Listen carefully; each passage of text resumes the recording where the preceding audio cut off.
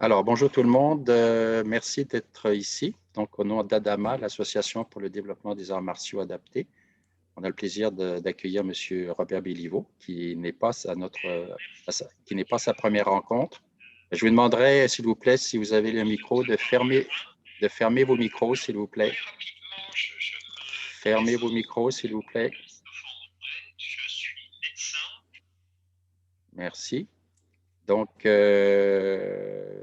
juste un bref commentaire sur Adama. Pourquoi Adama invite M. Béliveau, étant donné que c'est une association pour le développement des arts martiaux adaptés. En fait, même si sa mission touche cette partie de la population, Adama considère qu'en fait, on a tous quelque part des besoins particuliers. Et donc, ce que peut nous apporter M. Béliveau ou les autres personnes qui sont passées ou qui vont venir touche la qualité de la vie. Donc, c'est important pour nous, en tant que mission, à la fois de respecter la mission originelle, mais en même temps de déborder sur l'ensemble de la population, puisque ça touche d'un côté ou de l'autre la qualité de la vie. Donc, on est content que vous soyez ici. Madame Desins, la directrice générale, veut nous dire un très bref mot. Et ensuite, je laisse M. Béliveau partir. Donc, Audrey, si tu es quelque part caché, je te laisse parler 30 secondes ou une minute. Là. Oui, merci beaucoup. Bonjour à toutes et à tous. Bonjour, M. Béliveau. Bonjour, Patrick. Donc, juste avant, je ne vais pas pouvoir rester avec vous, mais j'aimerais ça, en fait, vous partager un lien pour faire une petite évaluation si possible. Donc, je vais le mettre dans la discussion. Donc, c'est vraiment un petit sondage. Il y a, je pense, 6 questions maximum. Donc, c'est juste pour prendre le pouls un peu parce que, bon, ça fait plusieurs conférences qu'on fait avec M. Béliveau. Donc, c'est juste pour prendre le pouls, savoir vos commentaires, vos impressions, etc. Donc, je vais le mettre dans la discussion. Quand vous allez avoir le temps, juste à regarder, là, vous allez trouver le lien, je l'ai mis.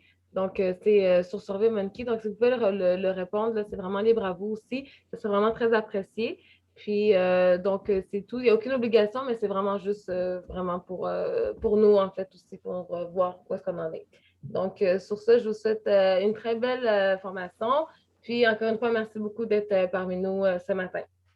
Merci, Audrey. En fait, une petite précision, ce n'est pas nécessairement tant pour évaluer la qualité du docteur Béliveau, là, de M. Béliveau, bien qu'il y ait une question à savoir est-ce que vous avez aimé la conférence. Mais en fait, l'intention, c'est qu'étant donné qu'on offre plusieurs conférences avec différentes personnes, on veut savoir si le format convient, si la durée convient, etc. Éventuellement, est-ce que le samedi matin, c'est quelque chose? Donc, vous aurez un endroit pour des commentaires. Donc, c'est plus pour nous aider par rapport aux futures conférences, étant donné qu'on a un souci au départ d'aller chercher des conférenciers de qualité. Donc, je ne suis pas inquiet sur la prestation du docteur Béliveau, on l'a déjà vu auparavant. Donc, ben voilà. Donc, Robert, à toi l'honneur. Je vais partager mon écran.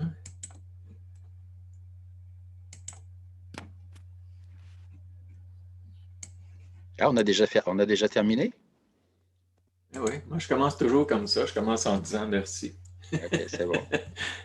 Merci à toutes celles, tous ceux qui se présentent ce matin. Merci pour l'invitation aussi. Je saisis chaque occasion que j'ai de toucher différentes populations, je dirais, parce que c'est des thèmes qui nous rejoignent tous, un jour ou l'autre, dans notre vie. Et je reviens toujours avec les mêmes choses, quelle que soit la tâche que vous effectuez. Faites-la lentement, tranquillement, avec l'attention qu'elle mérite.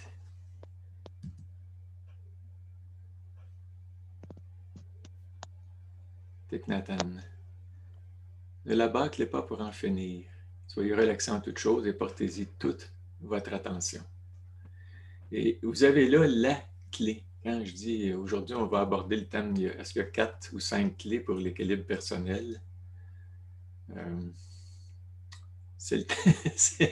On va y répondre. Puis j'ai co-écrit tout ce que j'ai fait de ma vie qui a une certaine valeur. Je ne l'ai jamais fait tout seul. Je l'ai fait avec d'autres.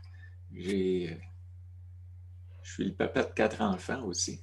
Donc, je suis j'ai eu une petite contribution essentielle, mais vraiment mineure. dans ces 4 enfants-là. Le livre « Les 4 clés de l'équilibre personnel », j'ai coécrit ça avec mon bon ami Jacques Lafleur.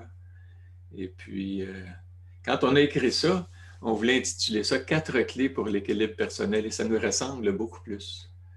Mais l'éditeur a pris la décision d'appeler ça « Les 4 clés de l'équilibre personnel », comme si on avait trouvé les 4 clés. Et moi, je me dis, peut-être qu'on a oublié quelque chose. Et puis, en bout de ligne, j'ai inclus, et on va le voir aujourd'hui, inclus la 5e clé qui est devenue PC, qui est devenue la première clé, en fait. Alors, tout de suite, je réponds qu'il n'y en a pas 4, il y en a 5. Il y en a 5, et puis c'est une clé qui est humaine, je dirais. On va voir le stress aussi chez les animaux. Les animaux sont très prévisibles. Ils ont du stress, ils vivent du stress. Tout ce qui est vivant a à préserver son intégrité, évidemment. Et puis, c'est un job à plein temps. Puis ceux qui sont mal nantis, c'est-à-dire les petits, qui risquent de se faire bouffer par les gros, ils vivent constamment dans un état de vigilance, d'hypervigilance pour surveiller les animaux plus dangereux qu'eux-mêmes. Et alors, c'est vraiment, donc on va aborder ce thème-là. Puis qu'est-ce qui fait que les humains, on a des sources de stress très particulières qui nous appartiennent? Alors, qui ont à voir évidemment avec l'esprit humain, qui est à la fois une ressource et aussi quelque chose qui est difficile à contrôler, qui a quasiment une vie en soi, cet esprit humain-là. Alors, bon, savoir, faire ou être. On est là-dedans, des fois, on met beaucoup d'emphase dans notre culture sur le savoir, sur l'avoir aussi.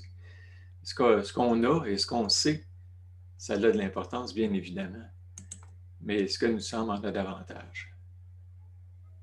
À savoir que si j'ai beaucoup de connaissances, de compétences, mais que je suis fatigué, épuisé, soumis à une pression terrible, je n'aurai pas accès à ce que je sais profondément. Alors, on commence par, puis on va aborder le thème aussi de la courbe de stress aujourd'hui, en reconnaissant qu'on n'est pas la même personne quand on vit un stress énorme ou un stress chronique, comme celui dans lequel on est plongé depuis plus d'1 an, là, qui sont des conditions qui ne sont pas ordinaires, qui nous sortent de notre zone de confort.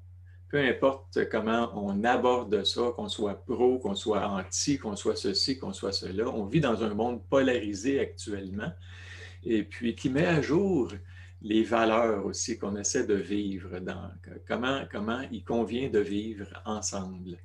Et alors, on a à rencontrer dans notre vie, indépendamment de nos souhaits, des circonstances qui nous échappent, mais auxquelles on est confronté et qui vont nous réveiller aussi par rapport à qu'est-ce qui est précieux pour toi? C'est quoi les valeurs fondamentales? Alors, c'est un petit peu ça que je vais essayer aussi de nous inviter à observer, à devenir un petit peu plus conscient, et c'est le PC, la première clé, ou la pratique du calme, ou la pratique, ou la pleine conscience, devenir conscient de ce qu'on pratique, parce qu'on devient ce qu'on pratique. Si je pratique le calme, je deviens calme. Si je pratique la peur, je deviens anxieux. Si je pratique ceci. Alors, qu'est-ce qui est arrosé? Qu'est-ce que j'arrose? Qu'est-ce que je laisse arroser aussi?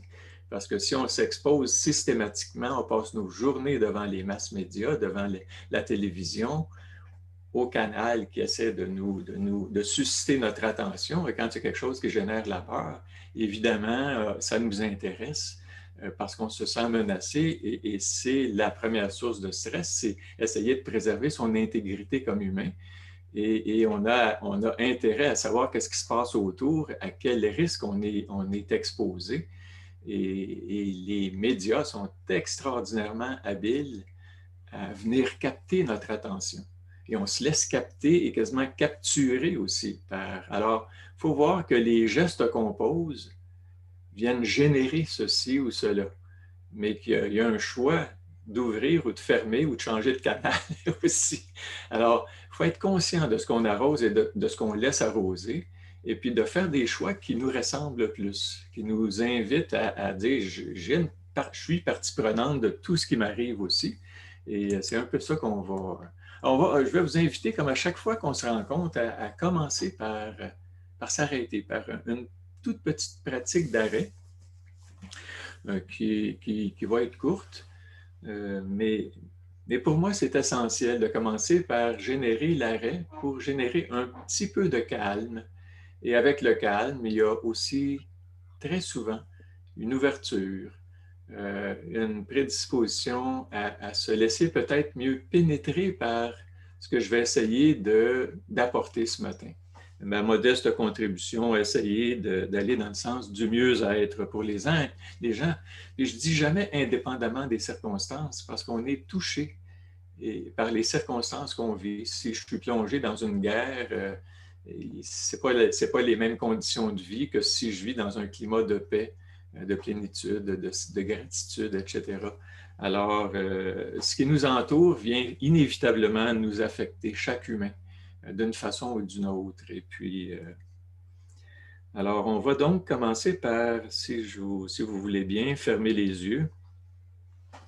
Si vous êtes à l'aise de fermer les yeux, si vous préférez plutôt garder les yeux ouverts, vous les gardez ouverts, bien entendu, mais essayez de les poser à un endroit, un peu comme si on était dans la Lune, et regarder 3 à 5 pieds devant soi, regard fixe, ou si c'est possible pour vous, tout bonnement, fermez les yeux, délicatement. Et essayez d'adopter une posture de dignité, avec le dos droit, les épaules tombantes, les mains qui reposent sur les cuisses ou les genoux, paumes tournées vers le bas. Les pieds bien ancrés au sol, à peu près la largeur des épaules.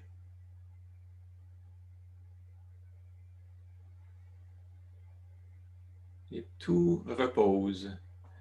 Les épaules sont relâchées, le front est lisse. Et on dépose un demi-sourire aussi sur les lèvres pour nous rappeler que nos pratiques d'arrêt sont toujours des pratiques de paix, de joie, où on n'est pas en guerre avec aucun aspect de soi.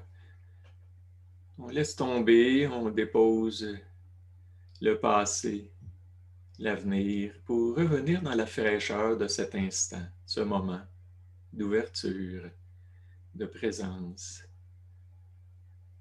d'échange. Et actuellement, donc, porter notre attention d'abord sur le corps, les sensations.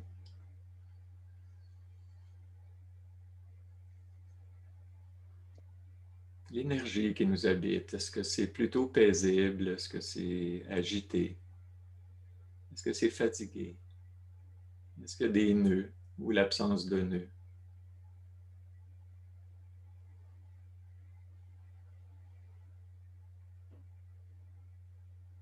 Les émotions qui nous habitent à cet instant.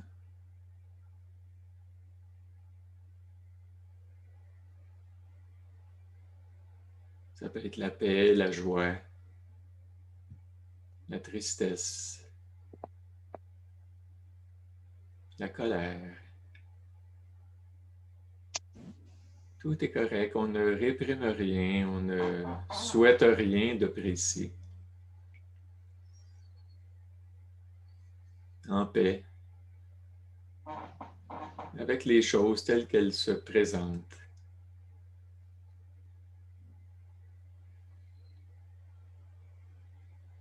Curieuse, curieux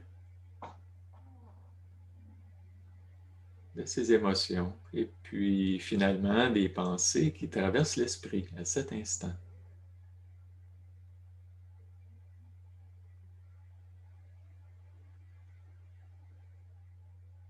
L'esprit dans lequel on se place quand on s'arrête est celui de contempler avec curiosité et acceptation, sans aucune évaluation, jugement.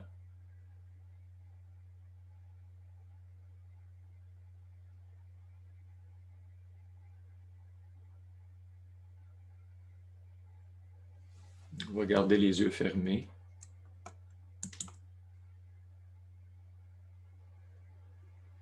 Écoutez la chanson de Bernard Thivierge, J'ai le goût.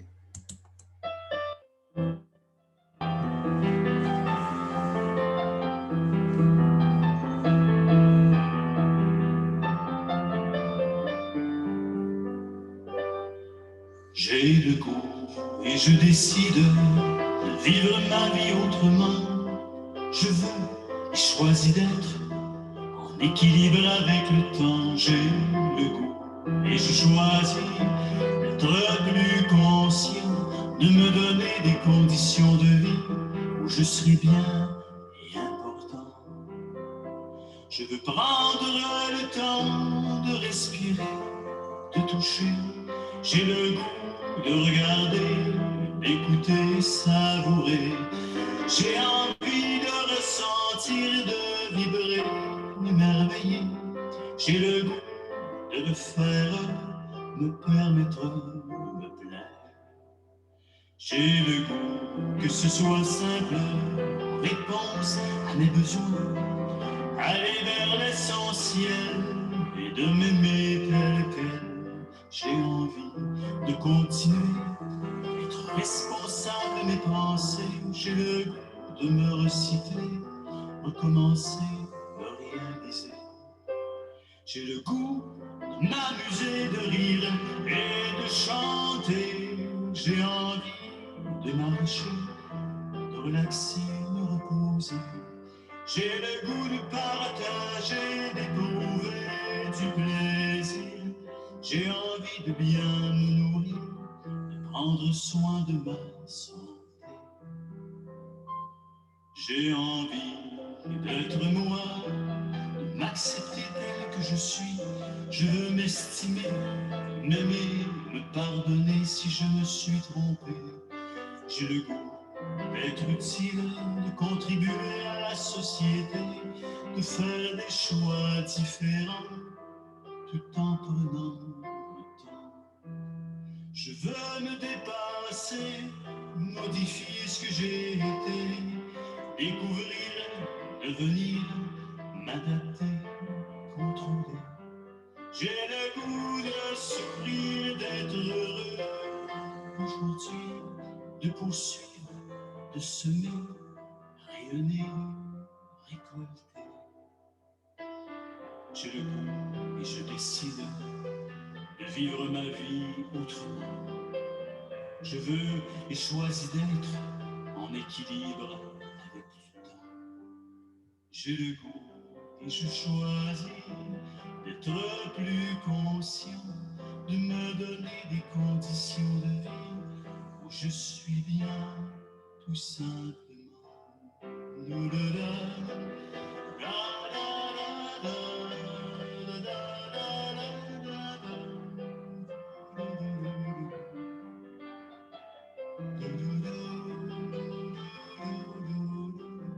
J'ai le goût d'être bien maintenant, tout simplement.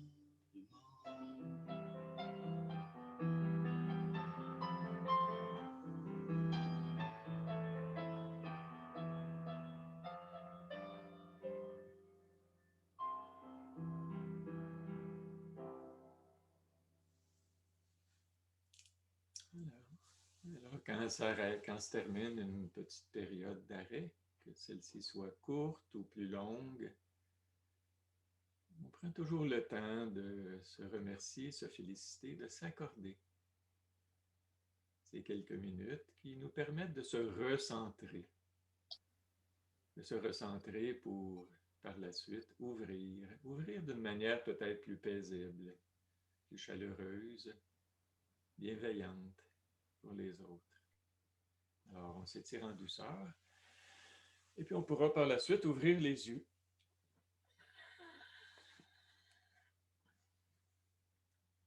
Alors, merci. Je commence par cette diapo. Moi, je suis un petit gars de l'Est. Je viens d'Hochelaga, Maisonneuve. Et puis, quand on était petit gars et qu'on allait sur la rue Ontario, on tombait à un moment donné, si on allait assez vers l'ouest sur le complexe funéraire, qui est encore là, qui existe encore aujourd'hui, qui s'appelait Thé sans regret, puis ça nous faisait rigoler. Un complexe funéraire s'appelle Thé sans regret. Et puis, par la suite, je me suis dit, j'ai réfléchi j'ai vieilli évidemment, j'ai réfléchi à la question, puis je me suis dit, c'est exactement comme ça qu'il faudrait mourir, sans regret, en ayant le sentiment qu'on a vécu on a vécu une belle vie. Pas facile. J'ai eu des revers de fortune comme tout le monde. Je me suis ramassé sur les genoux, moi aussi, un jour ou l'autre. J'ai vécu des circonstances difficiles. Je me suis arraché de mon travail aussi. Après 23 ans de travail auprès de mes patients, j'ai décidé de réorienter ma pratique. Et ça ne s'est pas fait sans vivre un deuil massif pour moi, pour les gens autour de moi, mes collègues de travail, mes patients surtout, dont plusieurs m'en faisaient le reproche, qui venaient dans mon bureau pleurer. Vous ne pouvez pas nous laisser comme ça, docteur. J'avais développé évidemment une relation de confiance avec ces gens-là. Ça a été extraordinairement difficile pour moi. Et je ne regrette pas, là, je regrette pas mais ça, je peux vous dire que ça a été extraordinairement bouleversant. Et je me dis, quand on décide de prendre une voie, Scott Peck avait écrit Le chemin le moins fréquenté. Et Chantal, ma conjointe des 30 dernières années, m'a dit à un moment donné, quand je doutais de qu'est-ce que je fais du reste de ma vie, comment j'interviens, comment j'aide, qu'est-ce que c'est aider? Aider, pour moi, c'est devenu habilité. Puis ce que je faisais, je ne trouvais pas ça très habilitant. Diagnostiquer, prendre en charge, puis traiter.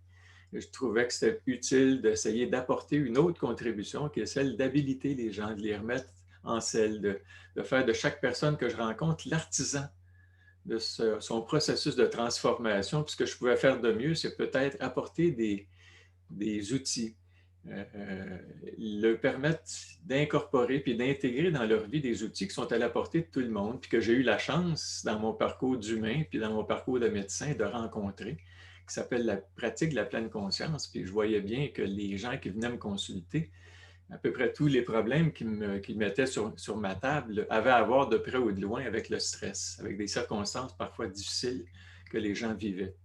Alors, commencer par la fin. Les 5 regrets en fin de vie. Ça, il y a un livre qui a été écrit là-dessus, qui est un livre qui mérite toute notre attention. Parce que c'est les gens qui arrivent aux soins palliatifs, qui savent qu'ils vont mourir, qui sont dans les derniers soubresauts de leur vie, partagent des choses. Et puis, ils ont à peu près tous les mêmes regrets.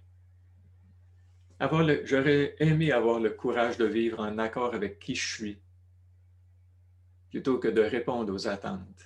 Alors, si je m'étais contenté de répondre aux attentes des gens, je serais encore à mon bureau.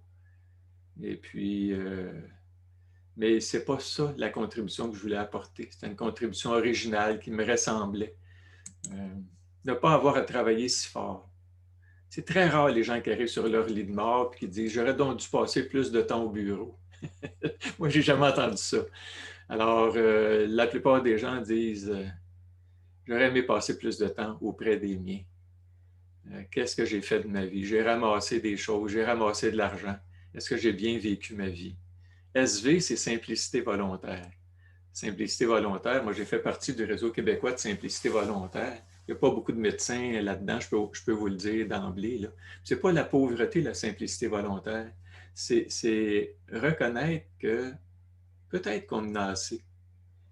Arrêter cette quête de toujours plus, en vouloir toujours plus, en avoir toujours plus.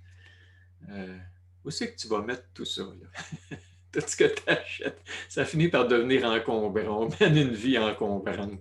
Et c'est pour ça que j'aime voyager. Le voyagement, c'est le dépouillement. C'est partir avec tellement peu de choses, une petite valise. Et puis, plus je vieillis, plus la valise est petite, probablement parce que je suis de plus en plus faible, de moins en moins coriace, de moins en moins fort. Mais peut-être que j'apprends à vivre aussi avec moins en étant tout à fait heureux. Et les voyages, pour moi, sont l'occasion d'expérimenter ça. Et c'est une invitation tout le temps à se débarrasser, à se libérer de choses qui nous pèsent, auxquelles on tient, puis on finit par être attaché, par accroché, puis ça nous empêche d'être libre. Avoir le courage d'exprimer mes émotions. Ça, là, exprimer ses émotions. J'ai eu la chance de lire aussi un livre à un moment donné, là, qui parlait de la transparence de soi, de Sidney Jourard, qui était un des éléments de la santé mentale. Et moi, comme médecin, on a eu l'instruction durant notre cours de médecine, durant notre formation, actuellement, que je vois plus comme un formatage qu'une formation. Peut-être que ça a changé là, depuis que j'ai quitté les bancs de l'université, mais on est des êtres d'émotion. Puis si tu es médecin, tes émotions vont être touchées. J'ai rencontré des gens à un moment donné dans ma pratique, puis en les écoutant, j'ai versé des larmes. Et c'est pas ça qu'on avait eu l'instruction de faire. C'était de rester froid, objectif. Alors qu'on est des êtres subjectifs. Quand on est vraiment là, on est là, la tête, le cœur et le corps ensemble. Pas seulement la tête là pour diagnostiquer, évaluer, mais comme humain, dans une interaction, dans une rencontre véritable, où il y a un échange profond, souvent. Alors, se permettre d'exprimer ses émotions avec les enfants. S'il y a des choses qui nous troublent, avoir l'honnêteté de ressentir ce qu'on ressent et puis de le transmettre, pas simplement mettre le couvercle là-dessus. Faire la paix avec nos larmes. Je dis souvent faire la paix avec ses larmes. Moi, j'ai une blessure profonde dans ma relation avec mon père et puis papa a fait son mieux, j'en suis reconnaissant, mais il a été très absent. Il était absent parce qu'il était ailleurs, il était dans un autre monde, il vivait un autre... Et quand je regarde un film où il y a une rencontre entre le papa et son enfant, ça me fait pleurer. Les enfants, ils savent, ils me regardent puis ils savent quand est-ce que les larmes vont être déclenchées. Mais eux autres, ils ne vivent pas la même histoire, ils n'ont pas la même histoire. J'ai toujours été présent pour eux autres. J'ai fait de mon mieux, puis j'ai rencontré un médecin au début de ma pratique, un médecin que je trouvais adorable. Et je lui demandais, puis il était rendu au crépuscule de sa carrière, il disait, vous avez eu une belle carrière. Je dis, qu'est-ce que vous pensez de tout ça? Il dit, hey, j'ai eu une carrière extraordinaire, mais j'ai quand même un petit regret. J'ai dit, oui, c'est quoi? Il dit, j'ai pas connu mes enfants. Mais moi, j'en avais pas d'enfants à cette époque-là, mais ça m'a rentré dans le ventre comme, je ne dirai pas ça. Je négligerai pas mes patients, mais je négligerai pas ma famille non plus. C'est ma famille qui est pour moi le plus précieux, le plus important. Alors, juste de savoir ça, être capable d'exprimer ses émotions, garder le contact avec les amis, notre réseau social, ça demande du temps. Aujourd'hui, on a je ne sais pas combien d'amis Facebook je suis rendu, là, mais il y en a de plus en plus. Et puis, ben, j'en ai perdu des amis dans la dernière année, je peux vous le dire, par mes prises de position aussi. Il y a des gens qui t'aiment si. Puis tu t'en rends compte. Puis il y a des gens qui t'aiment, point. Puis pour moi, ce qui est important, c'est d'être entouré de gens qui nous aiment, point. Qui nous aiment. Et puis qui sont capables de nous écouter, même si leurs opinions ne sont pas tout à fait les nôtres, même si on est différents. Et puis, mais on peut se respecter, s'apprécier quand même. Et quand on est différent, c'est encore plus important d'être apprécié. Par nos différences, parce que c'est ça qui amène ah, regardons ça, je n'avais pas vu ça sous cet angle-là. Alors, être capable de regarder la réalité sous divers angles, c'est quelque chose de précieux. Me donner le droit d'être plus heureux. Parce que très souvent, on est heureux si. On est heureux quand? On est heureux dans la mesure où ça marche selon nos plans. Et la vie passe. La vie ne marche jamais selon nos plans. On a beau avoir des plans. J'avais des plans de voyage pour l'année qui a passé. C'est comme les conditions ne sont pas toujours favorables. Alors, il faut accepter que des fois, nos plans sont bouleversés. Mais si je tiens à mon plan, je suis mal pris. Alors, il faut accepter. Même quand je voyage, j'ai un petit plan. Puis mon petit plan, souvent, et ça ne marche jamais exactement selon ton plan. Ça ne t'empêche pas de faire un plan, mais faisons attention à ne pas trop s'attacher à notre plan. puis apprendre à être heureux avec ce qu'il y a, avec les circonstances que sont les nôtres. Alors, on a tous la même aspiration, hein? Puis je dis souvent à les médecins, on pense tous que tout le monde veut vivre vieux. Je ne suis pas sûr de ça, moi. Je ne voudrais pas nécessairement vivre jusqu'à 104 ans. Ouais, je vais vivre le temps que j'aurai à vivre, là. Mais pour moi, le but, ce n'est pas de vivre vieux, c'est de vivre mieux.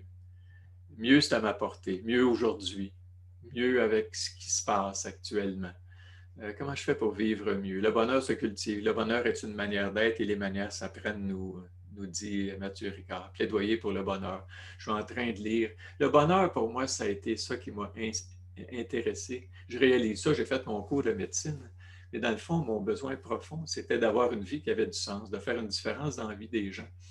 Être médecin, ça te donne l'occasion de faire une différence dans la vie des gens. Mais je pense que la grande différence que j'ai pu faire dans la vie des gens, ce n'est pas en les diagnostiquant, en les traitant. C'est le travail que j'ai fait les 20 dernières années de ma vie.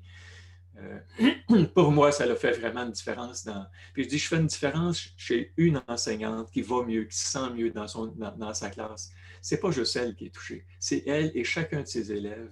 Et si les élèves vont mieux, sont plus heureux d'aller à l'école, les parents sont plus heureux aussi. Alors, tu touches une personne, tu ne touches pas juste une personne, tu touches un réseau de personnes. Je vais vous inviter à écouter un petit vidéo qu'un de mes garçons, tu sais, mes garçons, j'en ai 4, j'ai pas 4 garçons, j'ai 3 garçons et une fille, j'ai 4 enfants. Et mon plus vieux, il m'avait envoyé à un moment donné, on a fait de la moto ensemble. Et puis, il m'avait envoyé ce petit vidéo-là que je vais vous projeter.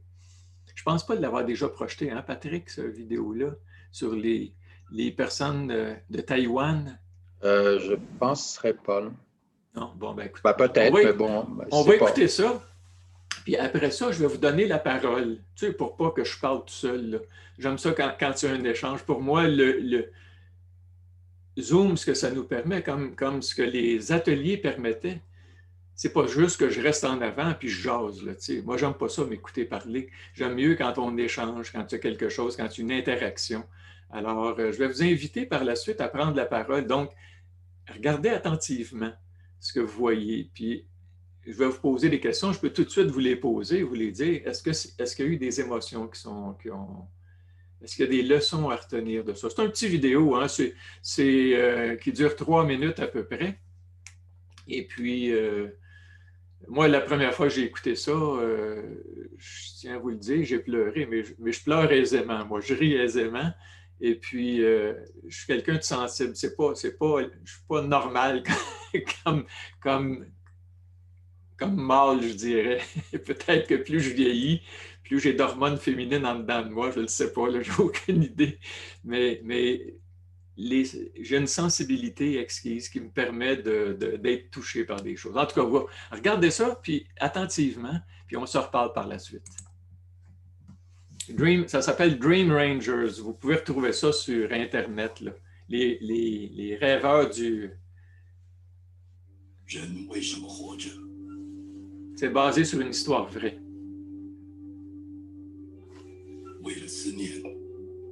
Pourquoi vivons-nous? Pour s'ennuyer des absents, des disparus? Pour vivre éternellement?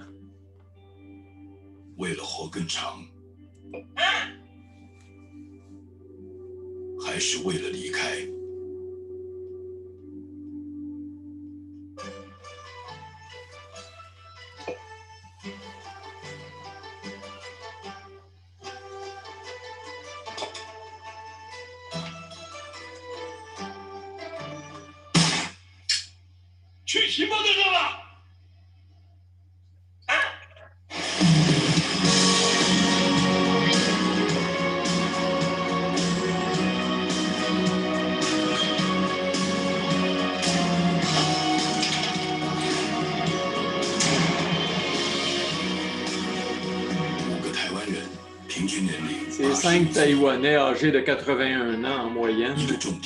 Un a des problèmes d'audition, un a le cancer, 3 ont des problèmes cardiaques.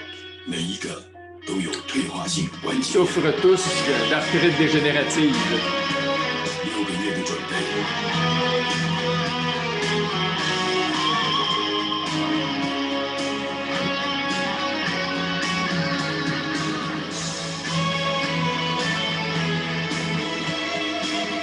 13天，1139公里，从北到南，从黑夜到白天，只为了一个简单的理由。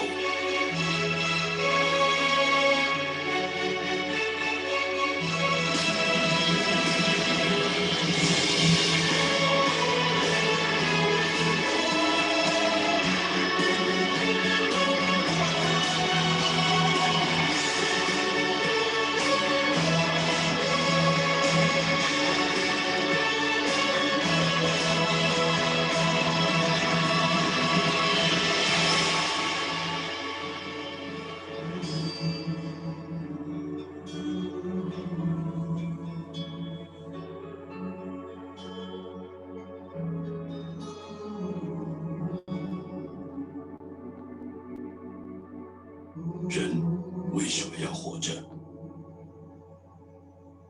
Pourquoi vivons-nous?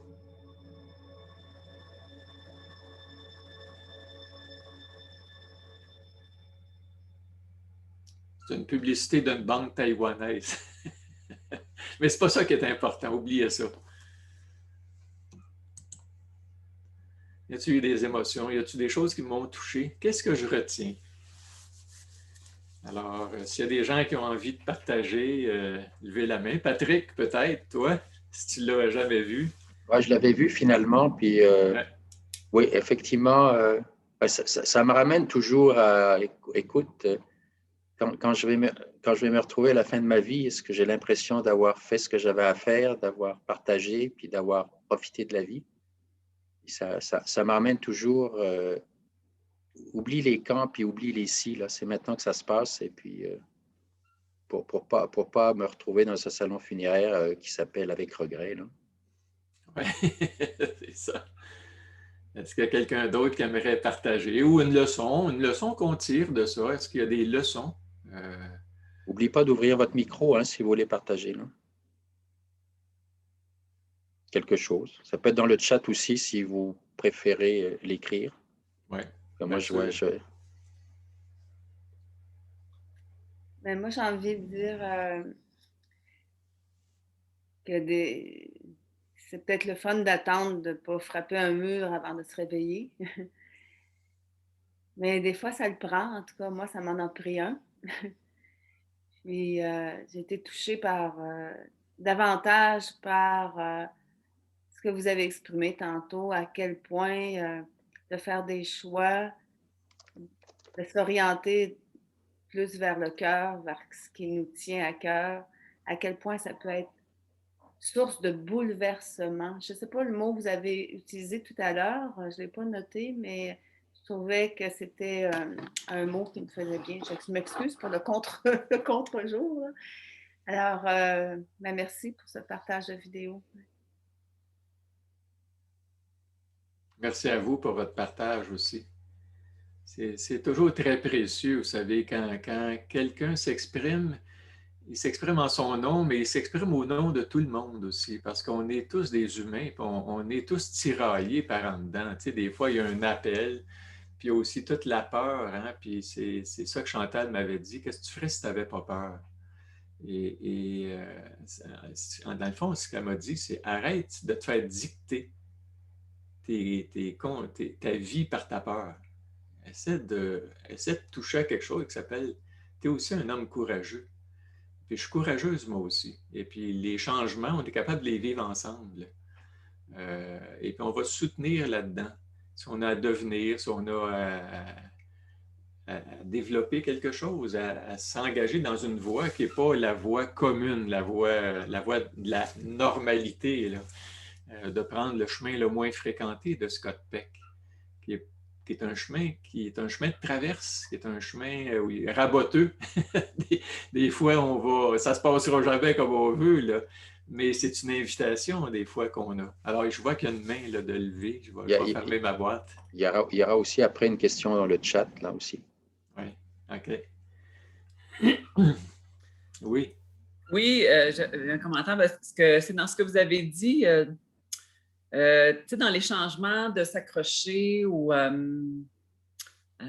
s'accrocher à ce qu'on tient, à notre plan, à ce qu'on a décidé. Moi, je trouve que c'est là-dedans, en tout cas, moi, que je trouve qui est difficile, là. Parce que quand tu veux faire un changement, c'est dur de laisser tomber. c'est dur de... Parce que quand tu as désiré longtemps quelque chose, c'est difficile de laisser tomber. C'est ça. Oui, effectivement. Puis, si je peux élaborer un petit peu là-dessus, j'ai vu cette semaine passée quelque chose qui m'a frappé, là, c'est l'histoire de la souris qui est dans son bol, qui a découvert un bol de riz, et puis qui commence à manger le riz, puis ouais, elle mange le riz. Elle mange le riz, puis elle est contente, là, tu comprends, dans le confort, dans l'abondance, tu sais. Ouais, ça me parlait beaucoup aussi. C'est comme... Puis elle mange, puis à un moment donné, elle est tellement prise par ce confort-là nouveau, qu'elle a cette abondance nouvelle, qu'elle ne réalise pas qu'elle est en train de s'enfoncer, là. Et puis elle arrive au fond du bocal, puis capable de se sortir du bocal. Ouais. Puis il y a beaucoup de gens qui sont là-dedans, c'est-à-dire que dans le confort, la quête de confort, qui est souvent dans la conformité. La conformité amène un confort qui est le confort du soutien des autres, de faire partie de la gang, du clan. Si tu penses comme tout le monde, c'est pas difficile, tu sais, c'est comme... Puis souvent, c'est moi, qu'est-ce que je pense, moi, au-delà de mon besoin d'appartenance, des fois, qui est très fort, puis qui vient complètement écraser mon besoin d'affirmation, hein? Ce besoin d'approbation qu'on porte tout le monde. Puis il y en a pour lesquels c'est plus fort. Ma conjointe, c'est très, très fort chez elle, le besoin d'appartenance. Pour moi, ça l'est un petit peu moins. Alors, ça me donne un petit peu plus de latitude, de capacité de me distancer parfois. Mais elle, ça la fout dans le trouble aussi en même temps. Alors, mes positionnements, ça peut être confortable pour moi, mais inconfortable pour quelqu'un que j'aime. Alors, c'est vraiment... C'est subtil, la vie. Il faut être conscient de ce qu'on fait, puis de ce qu'on fait porter aux autres, de se donner l'occasion d'en parler de nos peurs, puis d'échanger autour de ça aussi. Alors, nos aspirations, nos peurs, ça nous brasse, ce qui se passe actuellement, là. Je trouve que c'est en tout cas, moi, ce qui m'amène à être capable de changer, c'est de voir les bénéfices de ce que j'aspire de différent, d'aller voir le différent pour l'amadouer, l'apprivoiser, pour laisser tomber l'ancien. Oui, voilà. Donc, avoir l'impression d'avoir des gains, pas juste des pertes. Oui, bien sûr. Puis dans la croissance, il y a toujours des gains, mais il y a toujours des pertes aussi potentielles. Des pertes, des deuils, comme tu dis. Des deuils. Il y a des deuils à vivre, puis il faut apprendre aussi. Je pense que c'est très important dans notre vivant d'apprendre à vivre des deuils. Apprendre à vivre, c'est apprendre à faire des deuils aussi. Je pense que c'est prend du temps. Ouais. Faut apprendre Je trouve qu'il faut avoir le temps. Il faut avoir du temps des fois pour vivre des deuils. On n'a pas beaucoup de temps dans nos deuils. On ne prend pas le temps de faire des deuils. Ouais. Faut passer vite. Oui, puis c'est pas confortable le deuil, puis on a des sources de distraction aujourd'hui, hein? Alors, tu peux te distraire, t'extraire, te sortir de... Puis je dis pas qu'il faut être, quand on vit un deuil, qu'il faut être plongé là-dedans 24/24, là. C'est pas ça que je suis en train de dire, là. Mais prendre le temps de prendre le pouls, prendre le temps de connecter aussi avec soi. Et c'est une des choses que nous procure la pratique d'arrêt, là, tu sais. C'est la pratique du silence, la pratique de la contemplation, aller marcher au jardin botanique, s'asseoir dans une chaise. Et puis juste être là, pas nécessairement remplir la tête. Moi je suis un liseux, hein? Ma mère me disait, Robert, c'est un liseux, tu sais. Jamais lire, j'ai toujours aimé lire. Et je suis un curieux aussi.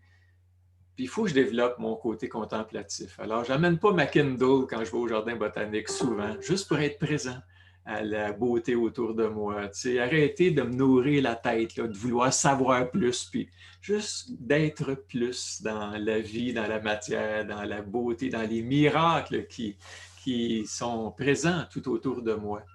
Alors, mais c'est intéressant de voir qu'on a tous un parcours, hein? Et puis, on peut s'inspirer les uns les autres aussi, d'aspirer à une vie qui nous ressemble le plus, peut-être, d'utiliser ce qu'on peut devenir aussi, puis de dire, il va y avoir des gains que je ne suis pas capable d'évaluer au départ, mais il va y avoir des gains aussi éventuellement.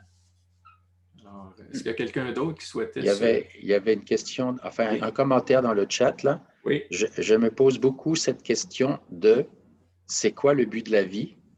C'est une grande question et je n'arrive pas à y répondre.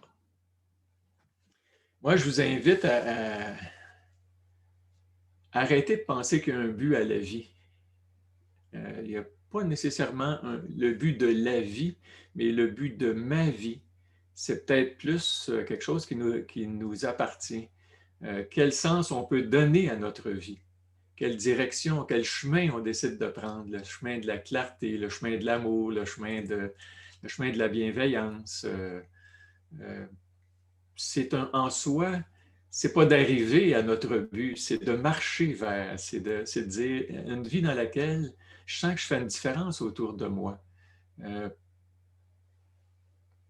Puis on en fait une différence, qu'on le veuille ou pas, que ce soit par notre silence, que ce soit par nos paroles, que ce soit par notre présence joyeuse, attentive, bienveillante, généreuse. On fait une différence autour de nous autres. Alors, juste ça, juste de savoir qu'on fait une différence, on va essayer de faire une belle différence autour de nous autres. Quand il y a trop d'ordre, mettre un peu de désordre. Quand il y a trop de désordre, mettre un peu d'ordre. De savoir que je peux devenir plus conscient de qu'est-ce qui va nous aider actuellement. Tu sais, c'est brasser un peu les choses. Puis bon, faire de notre mieux. Puis c'est quoi faire de notre mieux? C'est toutes sortes de choses. Je me rappelle d'une fois, j'étais allé faire une visite à domicile d'une de mes vieilles patientes. Une madame absolument charmante, mais qui venait de perdre son mari depuis quelques années, puis elle était vieillissante. Puis je l'avais rencontrée dans son plus jeune âge, avant qu'elle arrive dans un centre d'accueil, au moment où elle vivait avec sa mère, sa vieille mère, et puis sa fille, son mari. Et puis là, elle était toute seule dans son appartement, qui était un appartement, si tu veux, c'était méticuleux, là, il n'y avait pas une trace de poussière qui traînait nulle part. C'était beau. Peut-être qu'elle avait fait du ménage pour recevoir le docteur, ça, je ne le sais pas. En tout cas, j'arrive là, et puis elle me fait elle me sort à l'extérieur, et puis elle me montre son air conditionné, puis tout ça. Puis en ouvrant la porte, il y a une mouche qui rentre dans la maison. Tu comprends-tu? Il y a une mouche qui rentrait dans la maison. Et là, elle était dans tous ses états. Il y a une mouche dans la maison. Elle ne savait pas que le docteur, moi, là, c'était une de mes spécialités. Quand j'étais petit gars, là, dans Hochelaga Maisonneuve, j'attrapais des mouches. Et puis, j'ai fini par attraper la mouche, puis je suis allé la mettre à l'extérieur.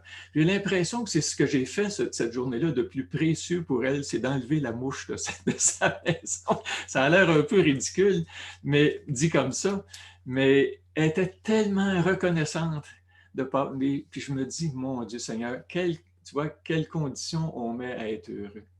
Que tout soit rangé, que tout soit parfait, que tout soit ordonné, que tout fonctionne selon mes prérogatives. Tu sais, moi, j'ai eu des enfants. C'est le bordel quand tu as des enfants. Là, tu sais.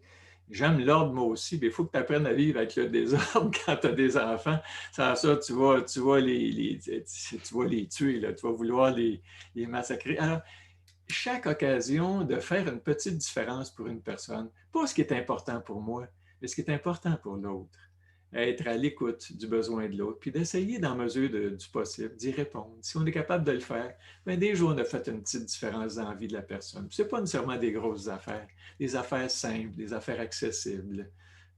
Comme cette histoire-là où tu as le monsieur qui se promène le long de la berge là, sur une plage du Mexique, et puis il voit quelqu'un au loin là, qui est en train de lancer des trucs à la mer, il se demande qu'est-ce qu'il fait, puis il finit par le rencontrer.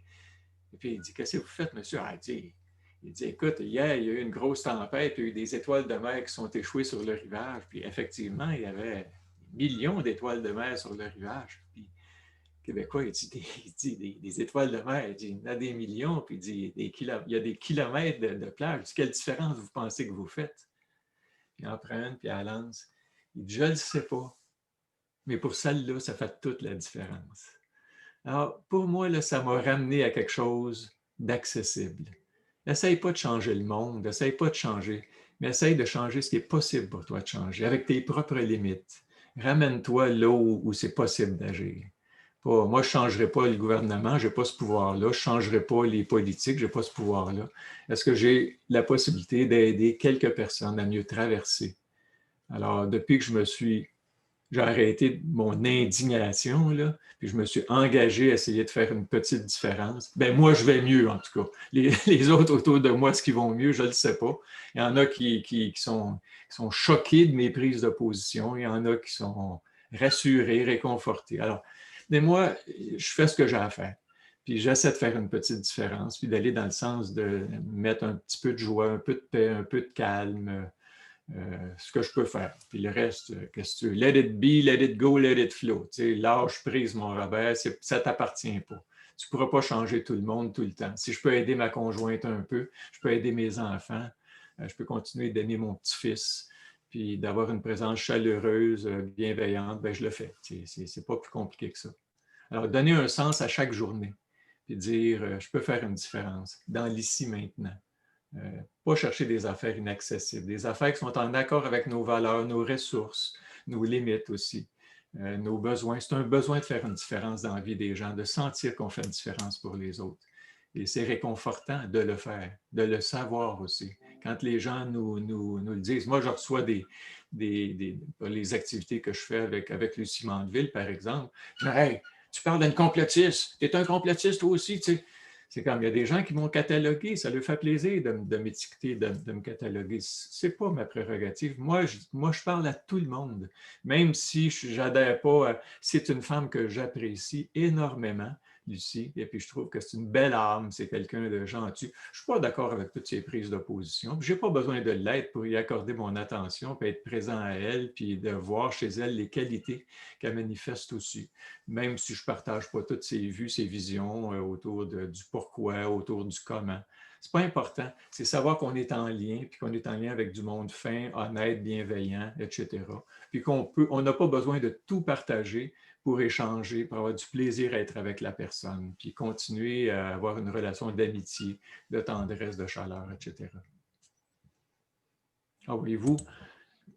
Bon, moi, je vais vous dire ce que j'ai vu. Là. Puis ça fait 20 ans que je le projette. Pas 20 ans, mais au moins une dizaine d'années que je projette ça dans des ateliers que j'ai animés, avec des médecins aussi, qui ont été très frappés, très touchés par ça.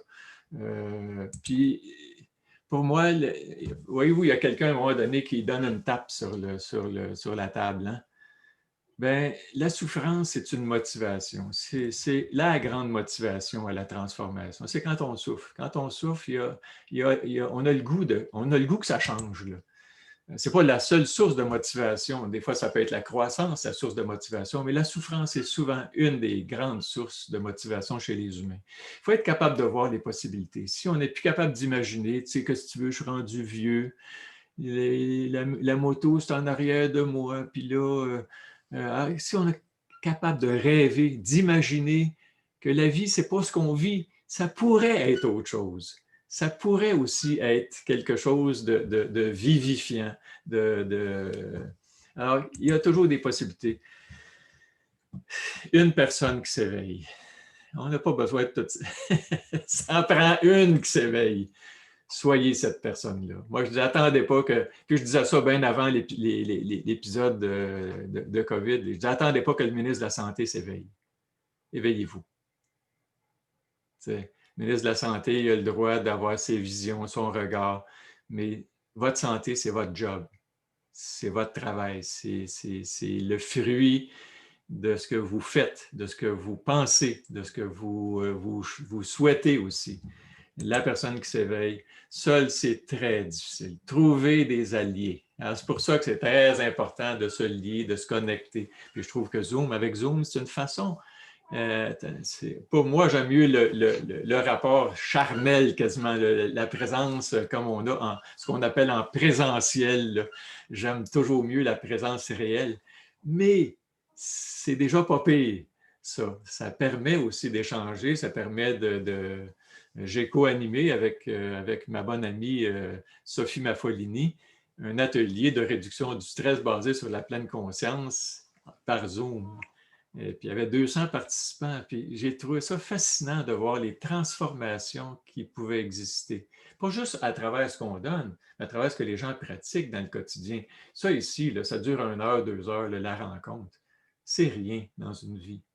Et vous pouvez faire vivre ça, ou vous pouvez dire hey, « il y a eu des bonnes idées là-dedans », puis rien mettre en pratique, ça ne changera rien dans votre vie. Vous allez avoir peut-être passé 2 belles heures, je le souhaite en tout cas. Moi, je suis sûr que je vais passer 2 belles heures ensemble. Mais trouver des alliés, se connecter, se lier à quelqu'un avec qui on partage une démarche ou une intention ou un rêve ou un projet, c'est très important. Il y a eu un petit... Si vous le regardez à nouveau, vous allez probablement le voir. Moi, je ne l'avais pas nécessairement vu la première fois, mais à un moment donné, il y a une jeune femme qui est en train de faire le lit de son père, puis je présume que c'est son père, puis qu'elle a l'air d'engueuler son père. Pour moi, il devait la mettre au courant de leur projet, d'aller en moto, toute la gang de vieux ensemble. « Voyons donc, papa, ça n'a pas de bon sens, là. Tu sais, à ton âge, là, il va vous arriver toutes sortes d'affaires, là. » Puis, tu sais, c'est comme si tu penses que tu vas changer ou tu veux changer quelque chose, attends-toi à ce qu'il y ait de la résistance autour de toi. Il y en a en dedans de nous autres, c'est nos peurs. Puis il y en a en dehors de nous autres. Qu'as-tu pensé? Ta sécurité d'emploi, tu n'as pas pensé à ça. Puis tes vieux jours. Puis aussitôt que tu penses faire un move, là, il va y avoir toutes sortes de monde là, qui vont parler de peur parce que ça te sort de la continuité. La continuité, c'est rassurant. La conformité, c'est rassurant. Puis quand tu penses changer, là, tu changes de mari. Ça fait 20 ans que tu souffres avec ton mari. Là, c'est comme, c'est pour le meilleur et pour le pire, mais ça fait 20 ans que tu es dans le pays. Là, ben, il y a peut-être un ailleurs meilleur. C'est comment les hommes sont tous pareils? Non, il y en a, ils ne sont pas tous pareils. Excusez-moi, là, il y en a qui sont fins, puis il y en a d'autres qui ne sont pas fins. Il y en a qui sont généreux, puis il y en a d'autres qui sont violents. Il y en a qui sont conscients, puis il y en a d'autres qui sont impulsifs. Alors, il y a toutes sortes d'humains. Puis des fois, on est bien matché, puis des fois, on est mal matché. Puis c'est quand même, mais je me suis engagé pour le meilleur et pour le pire. Ben, tu sais, c'est comme, engage-toi pour le meilleur, puis essaye d'améliorer les choses au fur et à mesure que les situations. Bon, il y a eu aussi, entre le projet et sa mise en réalisation, il y a eu 6 mois. Hein.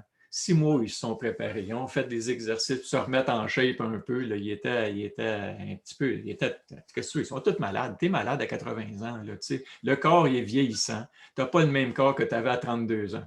Alors, si tu veux mettre tes chances que ton projet se réalise puis aille à la bonne place, ben, il faut faire des efforts aussi. Il faut se préparer. Ça prend de la discipline. Même chose pour la pratique de la pleine conscience dont j'ai parlé un petit peu. Si tu ne fournis pas d'efforts, ben, tu continues dans ta routine. Pour introduire une nouvelle pratique, une nouvelle habitude, bien, ça prend de l'engagement. Tu n'arrives à rien si tu as juste une intention, mais bon, quand j'aurai le temps, quand je serai rendu à 80 ans, j'aurai le temps de m'asseoir et de commencer à méditer. Commencez aujourd'hui. Commencez ça aujourd'hui. Et puis faites-le avec régularité. Vous asseoir avec vous-même, connecter avec votre souffle, être présente à ce qui se passe. Le souffle est notre point d'ancrage dans le moment présent. Puis notre travail, c'est de se ramener dans ce moment avec cette personne. Est-ce que je lui offre une vraie qualité de présence? Quelqu'un qui est là, la tête, le cœur et le corps à la bonne place. Pas le corps ici puis la tête ailleurs. Ce qui est généralement notre façon d'être. Alors, la discipline est... Puis tant qu'il y a de la vie, il y a de l'espoir. Tant qu'il y a de la vie, les possibles sont là. Alors, quelques objectifs pour la rencontre. J'achève, puis je n'ai pas commencé à fixer les objectifs encore. Ça n'a pas d'allure. Mais bon, les vôtres, peut-être qu'il y a des gens qui ont des objectifs autour de cette petite rencontre-là. Je ne sais pas s'il y en a qui ont envie de partager ça. Qu'est-ce que vous voulez rencontrer ce matin? C'est quoi l'objectif, l'intention profonde? Qu'est-ce qui vous a amené à vous inscrire ou ça, je pose cette question-là quand les gens venaient dans les ateliers que j'animais. La première chose, c'est qu'est-ce qui vous a amené ici? Puis la plupart des gens, je peux vous le dire, là, c'était une crise. Je viens de perdre mon fils, il vient de se suicider. Il y en a un autre, c'est comme... Puis je ne trouve plus de réconfort, je ne trouve plus de joie de vivre, ou je suis dans un stress énorme au travail, puis... je ne suis plus capable de vivre là-dedans ou je ne sais pas quoi. Mais ça a souvent la tonalité de la souffrance. Ou il y en a d'autres, c'est parce que ça m'intéresse, la pratique de pleine conscience. Puis je sens que je vis à côté de mes pompes, que je ne savoure pas comme je pourrais chaque journée. Alors, chacun peut avoir des objectifs différents. S'il y en a qui ont envie de partager leurs objectifs, ce qui les a amenés, vous pouvez les mettre les écrire là, sur le chat. Là. Et puis Patrick peut-être peut m'en faire part. Prenez quelques secondes pour y penser. Est-ce que vous m'entendez? Oui, je vous entends. Oui, OK. Moi, je suis de nature calme, contemplative. J'habite à la campagne, dans une nature très enrichissante pour moi. C'est d'ailleurs ma cause de joie, de paix, de bonheur. Mon but dans la vie, ça fait plusieurs années, c'est de ne pas en avoir. Il arrive malgré ça toujours plein de choses. Fait que ce que je suis attentive, c'est d'être consciente de ce qui est tout alentour de moi. Ce qui fait, moi, de ma nature solitaire et tout ça, ben, j'ai pas le goût de voyager. Je suis jamais allée en Floride de ma vie. Ça me manque pas du tout, mais avec la vidéo qu'on a vue tantôt, puis tout ce que j'entends tout le temps alentour de moi, c'est je ne sais pas si c'est parce que je ne sais pas ce que je mange, mais je n'ai pas l'impression de manquer quelque chose. Fait que j'ai pas le goût de voyager. Le voyage, je le fais au travers de l'expérience que j'ai d'être en relation avec tout ce qui est vivant autour de moi. Un petit oiseau vient de se déposer, là, c'est comme ma joie est là pour 5 minutes. C'est comme si je ne sais pas ce que je manque de ne pas voir l'oiseau qui est aux îles Fidji ou je ne sais pas quoi. Là. Je sais que c'est ça qui m'attirerait, la nature ailleurs sur la planète. Mais je me demande, est-ce que je suis limitée dans mon confort, le fait que je ne veuille pas ou que je n'ai pas le désir de voyager? C'est une question simple comme ça. Non, écoutez, pour moi, vous voyagez. Hein, c'est oui, comme, je voyage intérieurement. Ben oui, puis vous êtes beaucoup plus libre. Hein? Comme cette année, vous n'avez pas de frustration de ce qui se passe parce que vous êtes pleine de ce qui vous entoure, tout simplement. Hein? On dirait que c'est tout mon environnement qui s'est mis plus à voyager. Il y a plus d'animaux sauvages, il y a plus je suis une terre, là, puis je suis au bord de la rivière, puis il y a eu des ours noirs, il y a eu des chevreuils, des renards, des marmottes, on dirait que tout ça vient plus encore vers moi. Mais ce n'est pas des kangourous, ce n'est pas des éléphants. Ah ouais, mais c'est ça, hein, c'est fascinant ce que vous dites. Mon but, c'est de ne pas en avoir. C'est beau. Je me demande si ce n'est pas de la paresse, c'est peut-être de la paresse, c'est peut-être, je ne sais pas. Mais faites attention de ne pas qualifier ça, de ne pas personne vous qualifier. Voilà la bonne vie, il y a tellement de possibilités chez les humains. Il y en a qui sont faites pour voyager. J'avais lu un livre à un moment donné qui s'appelait « Une année à la campagne » de Sue Hubble, qui est une biologiste de formation, qui est devenue apicultrice dans les monts Ozarks. Et c'est une contemplation extraordinaire sur la richesse de ce qui nous entoure. Ici, pas ailleurs. T'sais. Moi, j'aime aller voir d'autres cultures parce que j'aime la bouffe, j'aime les autres religions, les autres... Mais je ne dis pas qu'il faut ça. Puis il y a des gens qui me disent « Tu dois être malheureux, tu n'as pas voyagé depuis 1 an. » Pas en tout. Parce que j'ai décidé de ne pas être malheureux. J'ai décidé de ne pas vivre ça juste comme une frustration, mais comme une occasion aussi. De dire...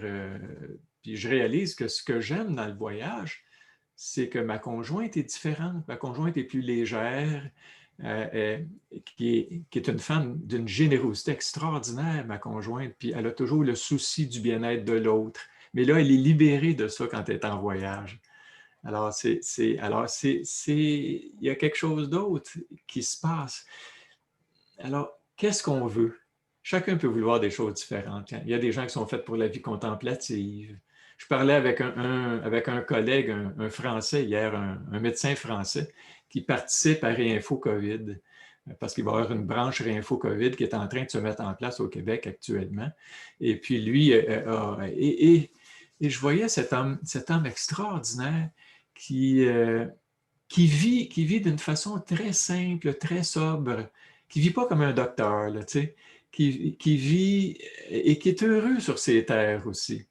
Alors, il n'y a pas de bonne ou de mauvaise façon de vivre. Puis je ne dis pas qu'il faut ceci ou il faut cela. Il faut être cohérent avec ce qu'on est, avec qui on est. Puis il y a des gens contemplatifs. Ils se disaient, j'ai une âme de moine. Je considère que j'ai une âme de moine. Et puis, j'ai dit, moi aussi, j'ai une âme de moine. J'ai dit, je suis juste pogné avec ma sexualité, puis j'aurais bien de la misère à vivre ça là, si j'étais moine. Fait que je suis pas mais j'ai un côté contemplatif puis j'aime le beau, j'aime écouter de la musique, j'aime la photographie, j'aime, tu sais, fait que je suis fait comme je suis fait, puis les moines sont faits comme ils sont faits, puis il n'y a pas ni bien ni mal. Je pense qu'il faut vivre une vie qui nous ressemble, qui nous comble, et puis l'avoir comme un cadeau, comme une célébration. Puis on peut célébrer d'un million de façons, puis il y a des gens qui célèbrent la vie dans l'action, puis il y a des gens qui célèbrent la vie dans la contemplation. Puis moi, je pense qu'il faut avoir un petit peu des deux. Alors, à quoi je suis interpellé? Qu'est-ce qui m'invite? Il ne faut juste pas que ce soit une fuite. Il faut que ce soit une rencontre faite de plénitude.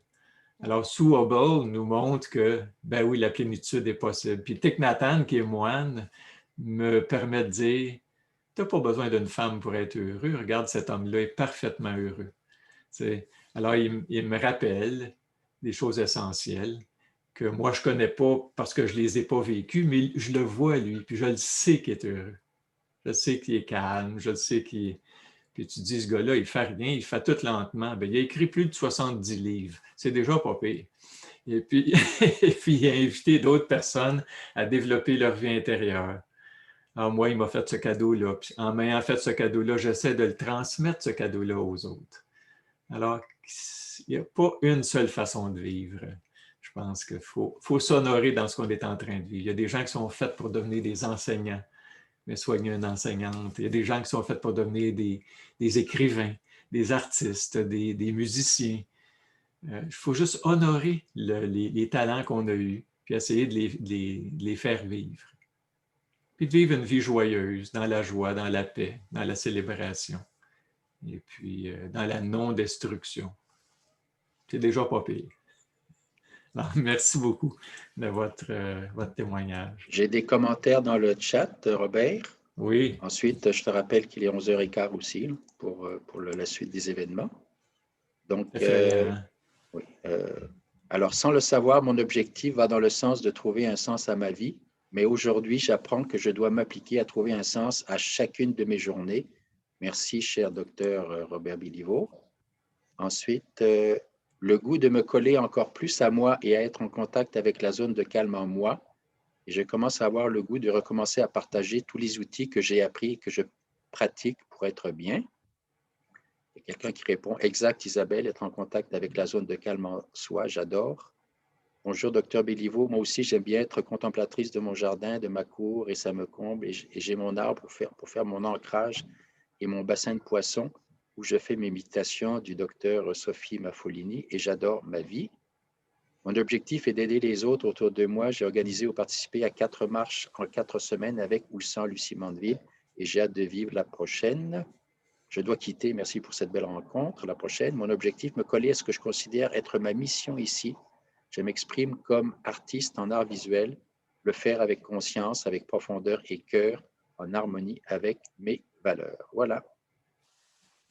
C'est beau, hein? C'est tout beau. Puis on voit qu'il y a une quête de sens pour beaucoup de gens. Une quête de sens, puis le sens vient avec la conscience aussi. Je pense que la conscience, c'est vraiment quelque chose, l'outil le plus extraordinaire. Alors, bon, je vais passer ça vite parce que, comme tu me dis, comme tu me ramènes dans la réalité, Patrick, devenir un peu plus conscient en gestion de stress, on est tous des experts puis des débutants. C'est l'engagement qui nous... Qu'est-ce qui m'empêche d'être heureux? Heureuse dans l'ici maintenant. C'est une question qu'il faut se poser. Qu'est-ce qui m'empêche d'être heureux? Je serais plus heureux, plus heureuse si seulement j'avais un billet d'avion pour aller à Paris. Non, je blague, là. J'ai choisi d'être heureux parce que c'est bon pour la santé, me disait Voltaire. C'est quand même, je regarde ça, là, 1694, 1778, là, tu sais, ça vivait pas vieux à cette époque-là, là, puis il a vécu jusqu'à 86 ans, là, tu sais. C'est un bon signe. Je pense que j'ai choisi d'être heureux parce que c'est bon pour la santé. Je suis sûr de ça, moi. Alors, Thich Nhat Hanh nous dit « Notre idée du bonheur est peut-être le seul obstacle entre nous et le bonheur. » Hein, c'est une autre belle affaire aussi. C'est comme des fois les objectifs qu'on se donne. Puis l'objectif d'être présent, d'être calme, d'être aimant, d'être paisible. Et puis finalement, de pratiquer, de s'entraîner ensemble, de s'entraîner, puis de s'entraider aussi. On n'a pas le choix comme humain. Il faut s'entraîner, il faut s'entraider. Alors, les 4 clés de l'équilibre. Bon, écoutez, je vais recommencer par l'animal. L'animal, c'est pas compliqué. Il y a une occasion de stress, il y a une réaction, puis il y a des signaux à l'intérieur. Et puis c'est suivi d'une réaction. Tout ça, c'est conditionné. Et puis les occasions de stress pour l'animal, c'est très simple. La menace, s'ils ont un sentiment de menace, ou le besoin. Le tigre qui court après le zèbre, là, il est stressé, sachez-le. Le zèbre aussi. Le zèbre, il est stressé lui aussi, mais partez pas avec l'idée que le tigre est tranquille. Si le tigre était nourri, il n'y avait pas de faim qui l'assaille, il ne courrait pas après le zèbre. Alors, lui, il cherche à répondre à son besoin. Il a faim. Il a faim, puis il y a de la bouffe là, qui court. Il faut que je cours après, puis il faut que je réussisse à l'attraper. Donc, répondre à ses besoins, c'est déjà le stress numéro 1 pour les animaux et pour les humains aussi. Le stress numéro 1, c'est qu'on est incarné, c'est qu'on est un body. Puis ce body-là, il vient avec des besoins. Il faut y répondre. Et puis, il y a toutes sortes de besoins. Il y a des besoins, c'est des besoins biologiques fondamentaux. Il faut qu'ils se nourrissent, il faut qu'ils boivent, il faut qu'ils respirent, il faut qu'ils dorment, il faut qu'ils soient en sécurité. C'est dans une horde. Le zèbre est plus rassuré, c'est dans une horde de zèbres que s'il est entouré de tigres ou de lions ou de prédateurs. Alors, avoir un milieu qui soit réconfortant, rassurant, sécurisant. Alors, l'animal est très simple. S'il voit une menace, il va se mettre à courir. C'est toujours suivi. Je regarde mon chien, là. Mon chien, il a peur de l'araignée. Bon, j'ai un petit chien, moi, un petit chien de salon, là. Et puis quand on fait l'araignée, il n'a pas catché que c'est mes doigts, puis les doigts sont pognés après le bras, puis le bras est accroché après un humain qui l'aime. Il n'a pas catché ça encore. Il y a 15 ans, là, puis alors, à chaque fois que je fais ça, j'ai toujours la même réaction. C'est systématique. Il n'y a pas de créativité chez l'animal. Sachez ça. L'animal, il est pogné dans la réaction pour assurer sa survie. Quand il sent une menace, il va réagir à peu près toujours de la même manière. Puis il y a des signaux. Là. Le cœur, il débat.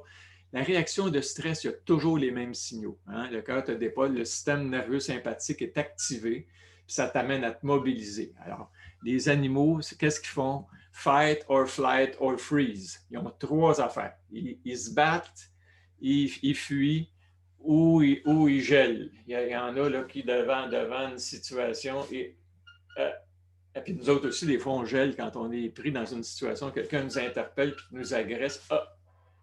Tu ne sais plus quoi dire, quoi répondre, comment répondre. Tu sais. Ça, c'est automatique. Alors, les 4 clés, c'est de dire, bon, les occasions de stress là, chez les humains, on va en vivre nous autres aussi, forcément. Je parlais des besoins. On a des besoins, il faut y répondre. C'était dans Zoom. Comment? J'ai entendu, c'était dans Zoom. Non, j'ai fermé le micro. OK. Bon, alors, on a des occasions de stress. Bon, ça, une vie, il y en a. Puis, il y en a plusieurs. Nous autres, on en fabrique des occasions de stress. Tu vas avoir des enfants, c'est un projet. Je ne dis pas que c'est un mauvais projet, mais ça vient avec du stress. La nuit, quand ils sont malades, c'est un stress pour le parent. Quand tu ne peux pas aller à l'école, quand il y a 6 ans, puis il peut aller à l'école, puis il doit se mettre un masque d'en face, ça peut devenir un stress pour le parent et pour l'enfant aussi. Alors, des occasions de stress, ça vient avec la vie. Alors, il faut devenir bon là-dedans. Puis il faut apprendre peut-être à doser ça un petit peu mieux. Savoir, moi, j'avais le projet, par exemple, d'animer un atelier de réduction de stress un jour. J'avais ce projet-là. Et là, je sortais d'une relation, je sortais avec un divorce, 2 enfants en crise. Je rencontre Chantal. On en a mis 2 autres. Alors, j'étais rendu avec 4 enfants. Un projet d'animer un atelier de réduction de stress. Le timing n'était pas bon. Le projet était bon, mais tu sais, donc, garde ça travaille-y, apprends toi d'abord à gérer ton stress, là, à le diminuer un petit peu. Puis après ça, quand les conditions sont un petit peu plus favorables, sans être idéales, bien là, tu pourras le manifester, tu pourras l'utiliser. Donc, ça demande aussi de choisir ses batailles et de dire, est-ce que mon contexte, mes conditions sont favorables actuellement pour mes projets? Oui ou non? Alors, ça demande quoi? De la conscience, de la sensibilité, de l'intelligence, de la créativité. Il y a toutes des qualités qui vont se manifester ici, là. Le mental. Ça, les animaux, ils en ont un mental, mais il n'est pas aussi élaboré que le nôtre. C'est clair qu'il manque de cellules grises, là, mais nous autres, des fois, on a trop de cellules grises, puis on est trop là-dedans. Puis ça, c'est une source de stress énorme, hein, chez les humains. Ce mental-là, c'est comme disait Mark Twain à la fin de sa vie, I'm an old man, je suis un vieil homme, j'ai eu beaucoup de problèmes dont la plupart ne sont jamais arrivés. C'est comme ça, on s'en fabrique des problèmes, on s'imagine des affaires, des menaces qui n'existent pas. Là.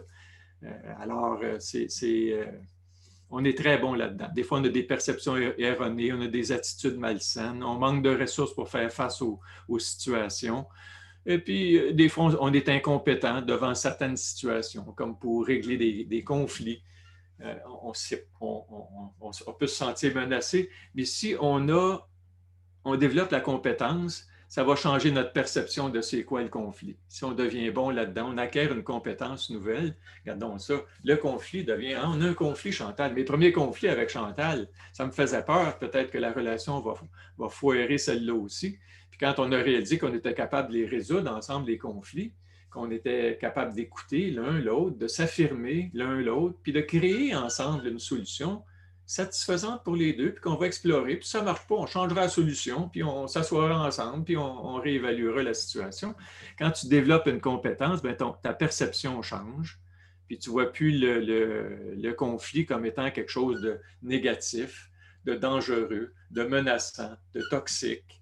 Donc, tu n'es pas accroché à vivre une vie juste dans l'harmonie. Des fois, tu acceptes que on ne voit pas ça de la même manière, on ne perçoit pas ça de la même manière, puis on peut s'écouter avec respect, puis essayer d'où c'est que tu as pris ça, cette perception-là? Puis là, on examine, puis on jase, puis on dénoue la patente. Alors, quand on dénoue ça, on devient un peu plus compétent, on a des attitudes d'ouverture, d'humilité, on ne pense pas qu'on a la vérité vraie avec un grand V. Donc, on peut travailler sur ces attitudes, on peut développer des ressources aussi. Alors, les 4 clés, c'est celles-là. Répondre plutôt que réagir. C'est pas plus compliqué que ça. Être plutôt dans la réponse, moins dans l'impulsion. La réaction, c'est comme l'animal. C'est quelque chose qui est automatique. Mais les humains, on a aussi la capacité de répondre plutôt que de réagir. Donc, se donner un temps d'arrêt entre l'occasion de stress, le signal, et puis la réaction. Dire, wow! Je vais prendre le temps de connecter avec ce qui se passe. OK, ça, c'est les 4 clés d'équilibre personnel. On peut répondre de façon inhabituelle, trouver une autre solution à un vieux problème. Et puis, des fois, ça change la donne. Puis, pour moi, une bonne réponse, c'est une réponse qui réduit les signaux. Puis, c'est une réponse qui réduit les occasions de stress. Donc, ça va à la source du problème. Alors ça, c'est quelque chose de miraculeux chez l'humain, la capacité de répondre plutôt que de réagir. Ça s'apprend, ça s'apprend. Le petit gars de 2 ans, là, tu sais, qui n'a pas son anane, là, qui veut son anane, il va faire une crise. C'est une réaction automatique. à un moment donné, il peut apprendre comment je fais pour répondre à mon besoin. Si je veux mon anane, je peux aussi aller travailler puis m'en payer un anane. Il peut donc répondre à son besoin plutôt qu'être dans la réaction. Et ça s'apprend. Ça s'apprend avec l'âge, avec le développement des ressources, avec le développement des compétences. Alors, je vous donne un petit exemple. Okay. Puis, on a évidemment des projets, des objectifs qui peuvent répondre à nos besoins ou à nos désirs. Si j'ai l'objectif, parce que derrière tous les besoins, on a aussi des désirs. Hein? J'ai le besoin de manger, puis je désire manger chez Toki. Ben, ça va coûter plus cher. Tu as un désir de manger chez Toki. Je ne dis pas que c'est mal, là. Je peux juste dire que si j'ai le besoin d'être en sécurité, je désire être milliardaire, comme ça, je vais être en sécurité. Bien, peut-être que ce désir-là est malsain, puis il va m'amener à mettre des projets qui vont générer un stress énorme chez moi et chez les autres. Alors, il faut être conscient de nos objectifs, il faut être conscient de nos projets, est-ce qu'ils répondent à nos besoins? Puis aux besoins, il faut répondre. Aux désirs, attention. C'est pas mal d'avoir des désirs, mais il faut faire la distinction entre un désir et un besoin. Et puis, à un moment donné, il y a des choses qui vont nous tomber dessus. Ça, c'est des occasions de stress que je génère. Je génère parce que j'ai des besoins, d'abord. Puis aujourd'hui, on est dans une culture de désir, dans une culture qui nous dit ce que tu as, c'est passé. Ta télé de 55 pouces, là, il y en a des 65 pouces, des 75 pouces, bien plus belles, en OLED, qui coûtent bien plus cher, évidemment.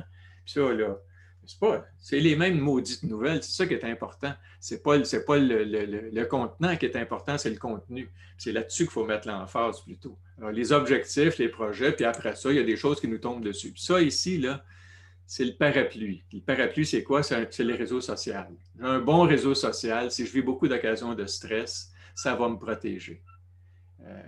C'est pour moi fondamental d'avoir accès à des amis, un réseau d'amis, des chums, je ne sais pas quoi, des gens avec lesquels tu peux avoir du soutien dans tes périodes difficiles. Puis des deuils, on a envie. Si on a des amis pour nous accompagner là-dedans, bien, on traverse ça mieux. Puis si tu n'en as pas, bien, rent a friend, va te chercher un psy, va voir un psychologue, va voir un travailleur social, va voir, joindre un groupe de soutien, un groupe de partage, ça existe aussi. Alors, c'est les agressions. Si je vis des agressions, des pertes, des changements, des conflits, des deuils, c'est des choses qui nous tombent dessus, qu'on n'a pas nécessairement méritées, mais avec lesquelles il faut apprendre à composer. Puis si j'ai des attitudes ouvertes par rapport au changement, que je ne résiste pas au changement, je sais que la vie est changement. Ça ne veut pas dire que je ne vivrai pas des signes et symptômes ici. Ça veut dire que je vais être affecté par les pertes aussi. Thich Nhat Hanh, à un moment donné, a vécu un deuil dans là où il a habité en France. Il y avait un de ses bons voisins qu'il aimait profondément et puis il a fait un infarctus aigu et il est décédé subitement. Et puis Thai, qui était très, très proche de lui, comment ça s'appelle? C'est pas au village des Errats, au village des Pruniers. C'est au village des Pruniers, dans le sud-ouest de la France. Il a été pris en train de pleurer. Et puis un de ses moines qui a dit « Mais vous êtes un maître zen et vous pleurez. » Il a répondu « Avant d'être un maître zen, je suis un être humain. Et comme être humain, j'ai le droit j'ai des émotions.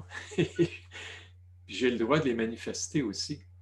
Mais il ne sera pas dans le deuil pendant 3 ans, là. Mais il est capable de sentir l'intensité de la perte et qu'il va être privé de cette présence chaleureuse, bienveillante autour de lui. Alors, on a tout ça aussi qu'on vit inévitablement comme humain. On va vivre des conflits, on va vivre des changements, des pertes, des agressions aussi. C'est comme ça. Je donne un petit exemple pour illustrer ça. Ève, elle se brise les incisives. Bon, ça, c'est ma fille. Ma fille, là, c'est une méchante belle fille. C'est pas grâce à moi, là, c'est ma femme qui est jolie. Alors, mais elle avait les canines à l'horizontale au lieu d'être à la verticale. Alors, ça y a pris des broches, puis tout un traitement orthodontique. Tu sais, des appareils médiévaux à se mettre dans la bouche là, pendant 2-3 ans là, pour redresser la patente. Puis après 3 ans, elle a fini par être libérée de ses broches, mais elle avait acquis l'habitude de se mettre la main devant la bouche quand elle riait pour pas que les gens voient ses dents parce qu'elle avait honte de ses dents. Et puis, pauvre petite. Et puis quand on prenait des photos, puis elle souriait, elle se mettait la main devant la bouche. Je disais, hey, au prix que ça nous a coûté, le fille, là, enlève ta main devant la bouche. Montre-nous ton beau sourire, tes belles dents. Et puis, elle s'en va dans un moment donné, un vendredi soir. Elle faisait des cours des cours de théâtre. Et puis, à la fin de son cours, elle était en train de danser avec une de ses amies, puis il se prenait par les mains, et puis il tournait en rond. Puis là, à un moment donné, son amie, elle l'a lâché. Elle l'a lâché, puis elle est arrivée les dents dans le plancher. Elle s'est fracturé les incisives, les palettes, elle s'est fracturée ça presque à la racine. Et puis ça, moi, j'appelle ça une occasion de stress. Elle est arrivée à la maison, évidemment, dévastée, puis elle avait mal, évidemment. Là, elle broyait, puis elle savait qu'elle venait de perdre ses 2 dents en avant. Et puis là, papa est là. Tu sais, comment je réagis? Bien, ça, c'est une occasion de stress pour elle, pour le papa aussi, parce que moi, je sais qu'elle en a pour 5 000 $ là, dans la bouche. Et si je vois ça comme je manque de ressources, là, puis c'est mes vacances d'été prochain là, qui s'en vont, parce que je n'avais pas prévu ça, 5 000 $ là, à louer un traitement. Là. Ça se peut que je sois dans la réaction puis que je l'engueule au moment où elle arrive à la maison. Est-ce que c'est de ça qu'elle a besoin? Tu aurais pu faire attention, puis c'est-tu de ça qu'elle a besoin? Non. Non. Qu'est-ce qui permet, à un moment donné, de mieux Dieu merci, j'avais médité un peu. J'étais calme, c'était un vendredi soir, mais j'étais calme quand même. On a la chance, on avait des assurances, donc des ressources. On a un ami qui est dentiste aussi. Alors, on a les ressources, ça permet quoi? Pas parce qu'on est plus intelligent. Si je suis plus calme, il y a les ressources, mais à l'occasion de stress, j'ai plus de chances d'être dans la réponse que dans la réaction. Est-ce que c'est clair? Ça n'a rien à voir avec l'intelligence, ça a à voir avec avoir accès à des ressources. Je vois des gens qui font des féminicides là, actuellement. La violence qui se manifeste, la violence, c'est toujours une réaction. C'est une réaction souvent parce qu'il y a de l'incompétence et un manque de ressources chez les gens. Et puis si on leur apportait des ressources puis des compétences, la compétence de reconnaître l'hostilité, la colère, l'agressivité qu'on a, puis d'être conscient qu'on vit ça, qu'on a ça actuellement et que c'est très dangereux d'être en colère, qu'il faut s'extirper de la situation, bien, ça va me permettre de mieux réagir. Ça augmente mes chances de prendre soin du lien, de prendre soin de la relation, de prendre soin de la banane ici, là, de ne pas s'aliéner notre réseau social, notre gang, nos amis, nos ressources d'une certaine façon, puis de les aider, nos ressources. Alors, excusez-moi, là. Je vais essayer de... Non. Bon, je vais essayer de trouver ce que je veux vous transmettre là. Les choses... Oh. C'est beau? Alors, les choses sur lesquelles on a du pouvoir, c'est ça. C'est ici. Ici, on a aussi le pouvoir de choisir. PC, ça veut dire pouvoir choisir. Hein? Je peux choisir mes occasions de stress. Je peux choisir mes objectifs, je peux choisir mes projets, je peux choisir les besoins, je ne les choisis pas. Je choisis la façon d'y répondre à mes besoins. On a tous les mêmes besoins. Comment on y répond? Pas tous de la même manière, mais on a tous les mêmes besoins. Alors, je peux être conscient, je peux être clairvoyant par rapport à mes attitudes, les compétences que je n'ai pas et que j'ai intérêt à développer. Moi, j'ai réalisé à 40 ans que j'haïssais les conflits. J'avais une aversion, une attitude d'aversion vis-à-vis les conflits. Mais là, ça me dit, il y a une invitation à développer tes compétences, mon beau Robert. Si tu développes tes compétences, tu vas pouvoir mieux vivre avec les gens, puis avec les gens, des fois, tu vas avoir des conflits. C'est comme ça. Et si tu te sens habile, puis j'ai commencé à lire The Magic of Conflict de Thomas Crum, ça m'a donné un autre regard. Puis là, j'ai lu sur la communication non violente, la CNV. J'ai développé un certain nombre de compétences qui ont changé mon attitude par rapport à la réalité des conflits, qui fait que j'ai moins de signaux de détresse quand je vis un conflit, puis je suis plus dans la réponse que dans la réaction, c'est-à-dire me soustraire au conflit, fuir le conflit, plutôt qu'ouvrir au conflit, et puis apprendre à écouter l'autre, apprendre à échanger, apprendre à développer mes habiletés relationnelles qui vont me permettre d'être mieux ensemble, parce qu'on est ensemble. C'est beau? C'est clair? Ça fait sens, ça? Donc, c'est là-dessus que j'ai beaucoup de pouvoir. C'est là-dessus que j'ai beaucoup de pouvoir. C'est là-dessus que j'ai beaucoup de pouvoir. Puis ça va influencer mes liens, mes relations avec les autres. Et puis ça va me permettre d'être quelqu'un qui va être plus agréable à vivre que quelqu'un qu'on fuit. C'est quelqu'un qu'on évite parce qu'il est cassant, il est agressif, il est hostile, il est manipulateur. Puis je ne sais-tu quoi, il a développé des stratégies qui ne fonctionnent pas, qui ne peuvent pas nourrir notre réseau social. Alors, je vais vous parler un tout petit peu là, du show là, de...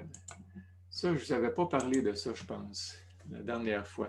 Du poids du stress. Le poids du stress, la courbe de stress, donc, ici, c'est le poids du stress. Il y en manque, il y en a assez, il y en a un peu trop, puis il y en a beaucoup trop. Le poids devient trop élevé. Le poids est trop léger, le poids est trop élevé, le poids est confortable. Ici, c'est notre énergie, notre vitalité, notre joie de vivre. Ce n'est pas compliqué, il y a une zone, il y a une belle zone que j'appelle l'équilibre, qui est SPM, ce n'est pas le syndrome prémenstruel, c'est la santé physique et mentale. La zone où on est bien, où on fonctionne bien, où on est patient, tolérant, on dort bien, on mange bien, on digère bien. Nos relations sont détendues, on est patient, on a les qualités, on est bon, c'est-à-dire bon dans le sens de, on a de la bonté qui peut se manifester parce qu'on est bien. On est bien quand on est bon quand on est bien. Quand on est bien, on devient bon. On est accessible, on est disponible, on est chaleureux, on essaie de faire une différence dans la vie des gens. On ne détourne pas le regard si on voit une vieille dame tomber. On va essayer de l'aider à se relever, à se redresser. On en prend soin, on est conscient de la beauté aussi. Alors, quand on est là, on manifeste nos qualités. On est à la bonne place. Ça ne veut pas dire qu'on n'a pas de stress. On a des projets, on a les outils pour faire face à nos projets de façon efficace, de façon compétente. La belle zone. Personne ne passe sa vie là-dedans, totalement ou uniquement. On sait qu'on a une zone dans laquelle on est à notre mieux. Est-ce que je suis à mon mieux actuellement? Puis je vais vous dire, actuellement, il y a très peu de gens dans notre société actuellement qui sont à leur mieux. Il y en a, mais il y a beaucoup de gens qui sont affligés par la situation dans laquelle on baigne. Il y a une autre zone qu'on a appelée la sécuritose. Ça, c'est quand tu fais le même job depuis 22 ans de la même manière, qu'il n'y a plus de défis, puis que tu sous-utilises ton potentiel, ta créativité. Mais la vie, mais ce n'est pas des gens qui se ramassent chez le médecin qui sont là. Puis il y a une zone d'ennui, une zone où on manque carrément de projets. Puis ça, j'appelle ça la zone des CHSLD, la zone des centres d'accueil, où souvent tu as beaucoup de temps, puis pas de projet, rien qui, qu'est-ce que tu fais? Ben, c'est routinier, c'est passif, il n'y a pas de plaisir, il n'y a pas d'agrément, il n'y a pas de développement. Trop de temps, pas de projet, c'est aussi pire que trop de projets, pas de temps. Alors, ces gens-là, quand moi j'ai fait quand j'étais au début de ma pratique, je travaillais dans un pas un CHSLD, mais dans un centre de personnes âgées. Et puis, il y a une dame que je voyais toutes les semaines. Elle s'inventait toutes sortes de... J'ai dit à un moment donné, vous n'avez pas besoin d'avoir des malaises, vous savez, pour venir me voir. Si vous avez envie de jaser, juste jaser, là, je suis disponible pour ça. Ah oui, je n'ai pas besoin d'être malade du tout. Vous pouvez venir, puis on peut se piquer une petite jasette de 15-20 minutes ensemble. Puis elle venait, puis à la fin de chaque rencontre, elle me demandait, docteur, pourriez-vous me donner un câlin? J'ai dit, ben oui, certain. Alors, je la prenais dans mes bras. Et puis, je la tenais dans mes bras pendant quelques secondes. Et puis, elle partait. Puis, elle était contente. Elle revenait à toutes les semaines. Puis, une bonne semaine, elle n'était pas là. Je demande à l'infirmière, écoute donc, madame Chose, es-tu malade? Es-tu hospitalisée? Es-tu décédée? Elle n'est pas là aujourd'hui. Elle dit, ben non. Elle dit, elle est tombée en amour. Elle est tombée en amour. Elle n'a plus besoin du docteur. Fait que là, elle est passée de là, puis elle était rendue là, parce qu'il y avait quelqu'un qui jetait un regard amoureux et puis qui était pour elle quelque chose de bienveillant à laquelle elle aspirait. Alors, on est comme ça, les humains. Hein? Il faut répondre à nos besoins, puis on utilise ce qu'on peut. Alors donc, pas de stress, ça va mal. Plus de stress, ça va de mieux en mieux, jusqu'à un certain point au-delà duquel, oups, on commence à basculer dans l'inconfort. Zone de surcharge. Puis dans la culture, je dis souvent aux gens, est-ce qu'on est dans une culture de l'équilibre ou dans une culture de la surcharge? Puis la réponse, c'est clair, on est dans une culture de la surcharge. Être normal, c'est être surchargé, surtout si on est compétent. Parce que si on est compétent, on va être sollicité, puis on va être apprécié, puis on va avoir de la misère à dire non, puis on est valorisé par tous les rôles qu'on joue, puis on finit par se retrouver inévitablement en surcharge. Quand on est en surcharge, il commence à avoir des signaux qui apparaissent, de l'irritabilité, on commence à avoir, tout demande plus d'efforts pour de moins en moins de résultats. On peut avoir des malaises sur le plan physique, des migraines, des maux de tête, des maux de dos. Il y a toutes sortes de somatisations. On a de la difficulté avec les conflits. On devient soudainement plus impulsif, plus impulsive. On a des troubles. On est fatigué, puis on a de la misère à s'endormir. On projette. Alors, on a de la difficulté à se déposer. Il y a toutes sortes de signaux donc qui apparaissent ici dans la sphère physique, intellectuelle, la difficulté à se concentrer, les troubles de mémoire, etc. Il y a toutes sortes de signaux qui apparaissent. Et puis, il y a une zone où ça casse. Il y a une zone, il y a une limite au-delà de laquelle il y a quelque chose qui fait qu'on n'est plus capable de tenir la charge et on casse. C'est la zone qu'on peut associer au burn-out, puis à la dépression majeure. On peut être ici. Et puis, on peut être ici, puis on ne le sait pas. Puis, à un moment donné, juste une petite affaire. Il y a un psychiatre qui était, comme bien des psychiatres qui passent leur vie en surcharge, hein, parce que c'est difficile, ce travail-là. Et puis, à un moment donné, il s'est fait, il y a eu une poursuite judiciaire. Et puis, 3 jours plus tard, il était aux soins intensifs en hémorragie digestive. Alors, ça n'a pas nécessairement la même forme chez tout le monde, mais il y a quelque chose qui peut basculer à un moment donné de l'intégrité difficile à une perte d'intégrité, soit physique, soit mentale, etc. Alors, arrêtez ou trop, il va falloir arrêter vos vitamines pour quelques jours, dit le bon docteur. Trop de ce qu'on aime, ça finit par être toxique. Trop de la même affaire, ça fait. On a besoin d'action et aussi parfois de repos. On a besoin de ceci, on a besoin de cela. Un peu de ceci, un peu de cela. Alors, qu'est-ce qui nous amène dans cette direction-là? C'est évidemment tous les projets qu'on met de l'avant. Ils viennent avec une demande, une exigence, les projets. Quand on est ici, c'est tentant de s'investir dans des projets parce qu'on a du jus. Des fois, on en met juste trop, puis là, on se ramasse, on bascule. J'ai un projet d'enfant. Moi, j'en ai eu 4, puis à chaque fois que tu as des enfants, les jeunes enfants, en tout cas, pour moi, j'ai vécu ça ici, là, parce que c'est fatigant, un enfant, si tu t'en occupes. Si tu restes là, c'est parce que ta femme est là, elle. Elle, c'est elle qui s'occupe des rôles. Mais si tu joues ton rôle, tu vas être fatigué aussi. Alors, ça nous amène. Puis ici, on a plus souvent des rhumes, des grippes. Notre système immunitaire est affecté aussi quand on est en surcharge. Toutes les pertes qu'on vit. Actuellement, dans notre société, on vit beaucoup de pertes. Une perte d'intégrité, une perte d'autonomie. Il y en a qui ont perdu leur emploi, leur lien d'emploi. Il y en a qui ont perdu de l'argent. Il y en a qui ont perdu des relations. Il y en a qui sont en conflit avec les proches aussi, même les très proches, même la famille. Il y a des familles, j'ai eu conscience de ça, des familles où ça se dispute âprement chez des amis proches. Tous les changements qu'on a viennent avec une. Quand j'ai commencé à animer mes ateliers, moi, là j'étais ici. Alors, il faut accepter que c'est à ce prix-là qu'on va se développer, au prix d'accepter qu'on n'est pas toujours dans notre zone de confort, qu'on bascule parfois dans notre zone d'inconfort et qu'on va développer des attitudes, des habiletés, des compétences qui vont nous permettre de revenir avec le même poids de stress, de revenir dans une zone de confort en développant la personne qu'on est, en devenant plus résilient, plus compétent, puis tous les besoins auxquels on ne répond pas. Alors, conscience de son originalité, c'est qu'on n'est pas tous pareils. Ici, on a mis, voyez-vous, les occasions de stress au lieu du poids du stress. Puis ça, c'est la courbe, je dirais, une courbe normale. Il y a des gens qui ont une courbe à peu près comme ça, la plupart des gens. Il y a des gens qui ont une courbe comme ça. Ma tante, un mononcle, comment ça va? Oh, moi, tu sais. Des gens qui ne vont jamais bien, là, tu sais, c'est comme... Puis il y a des gens qui ont une courbe comme ça.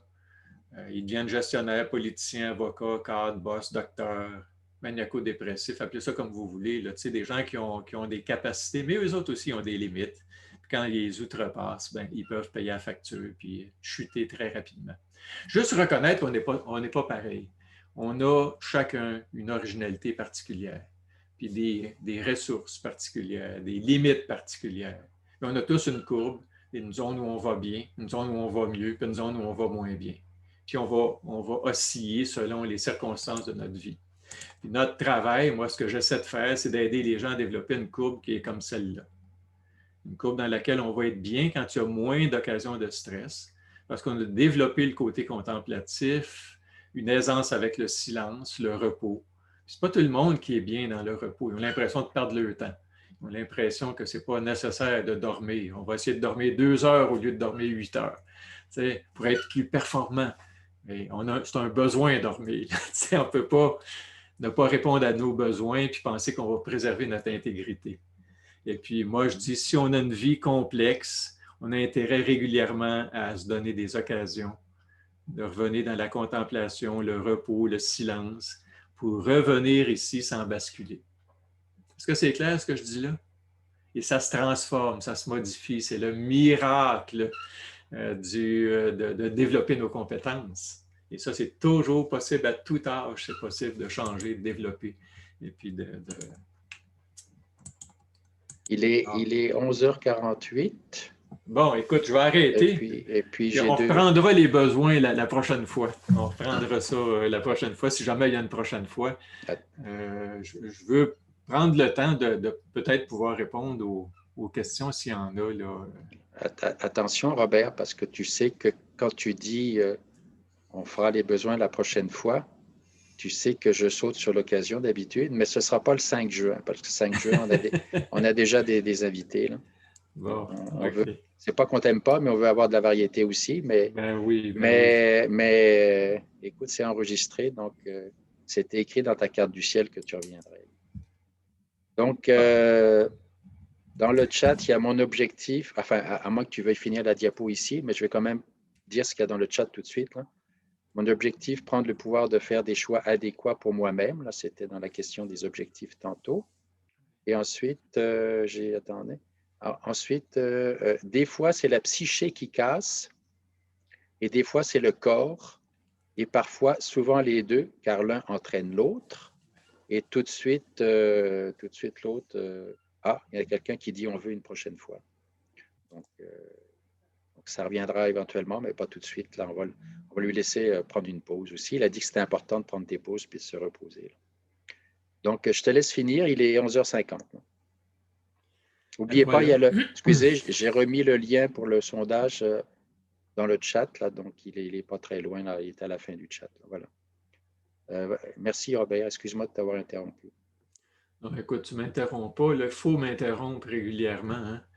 Alors, c'est quelque chose qui est nécessaire de se faire interrompre. Ce que je veux peut-être conclure, pour ceux qui n'ont pas assisté, les conclusions, c'est toujours très simple. Hein? Moi, je dis, si on a ça comme règle, de ne pas nuire, de ne pas être une nuisance. Pema Chodron, puis en médecine, c'est la première règle. C'est la première règle de savoir qu'en voulant aider, parfois on peut nuire. Puis d'être conscient de ce qu'on fait. Alors, Pema Chodron nous dit qu'elle est une enseignante bouddhiste, un grand moment extraordinaire. Elle n'a pas eu de succès dans ses mariages, elle en a eu 2, puis ça a foiré, fait qu'elle a décidé de devenir nonne. Puis elle a un humour, une humilité, une présence extraordinaire. J'ai eu la chance d'être avec elle dans une retraite. Si jamais vous avez cette chance-là, manquez pas ça. C'est une femme fabuleuse. Et il y en a des humains extraordinaires. Elle dit, ne pas causer de tort demande que nous demeurions éveillés. Éveillés, ça veut dire conscient. Cela suppose entre autres de ralentir suffisamment pour remarquer ce que nous disons et faisons. Plus nous observons nos réactions émotionnelles en chaîne et comprenons leur fonctionnement, plus il nous est facile de nous abstenir. Rester éveillé, ralentir et remarquer ce qui se passe devient alors un mode de vie. Puis on n'apprend pas ça à la faculté de médecine, de ralentir, on apprend à accélérer. On est plus susceptible de se tromper, de se planter quand on accélère que quand on ralentit. Alors, c'est ce que j'invite mes collègues à faire. Slow medicine, médecine lente, une médecine où on est un peu plus conscient de ce que l'autre veut. Donc, pour un bonheur stable, si on veut, la première chose, c'est le contentement, ou appelez ça la gratitude. Aimer ce qu'on a, aimer ce qu'on est, aimer ce qu'on fait. Avoir de la gratitude. Aimer ce qu'on a. Je voyais ma conjointe ce matin être triste.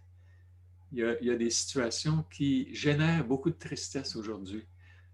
J'ai dit, l'exercice, ma chérie, ce matin pour toi, c'est peut-être, bon, accepter d'être triste, oui, mais aussi dire pourquoi tu peux dire merci aussi. Il y a plein de choses pour lesquelles on peut dire merci. On a des enfants encore en bonne santé.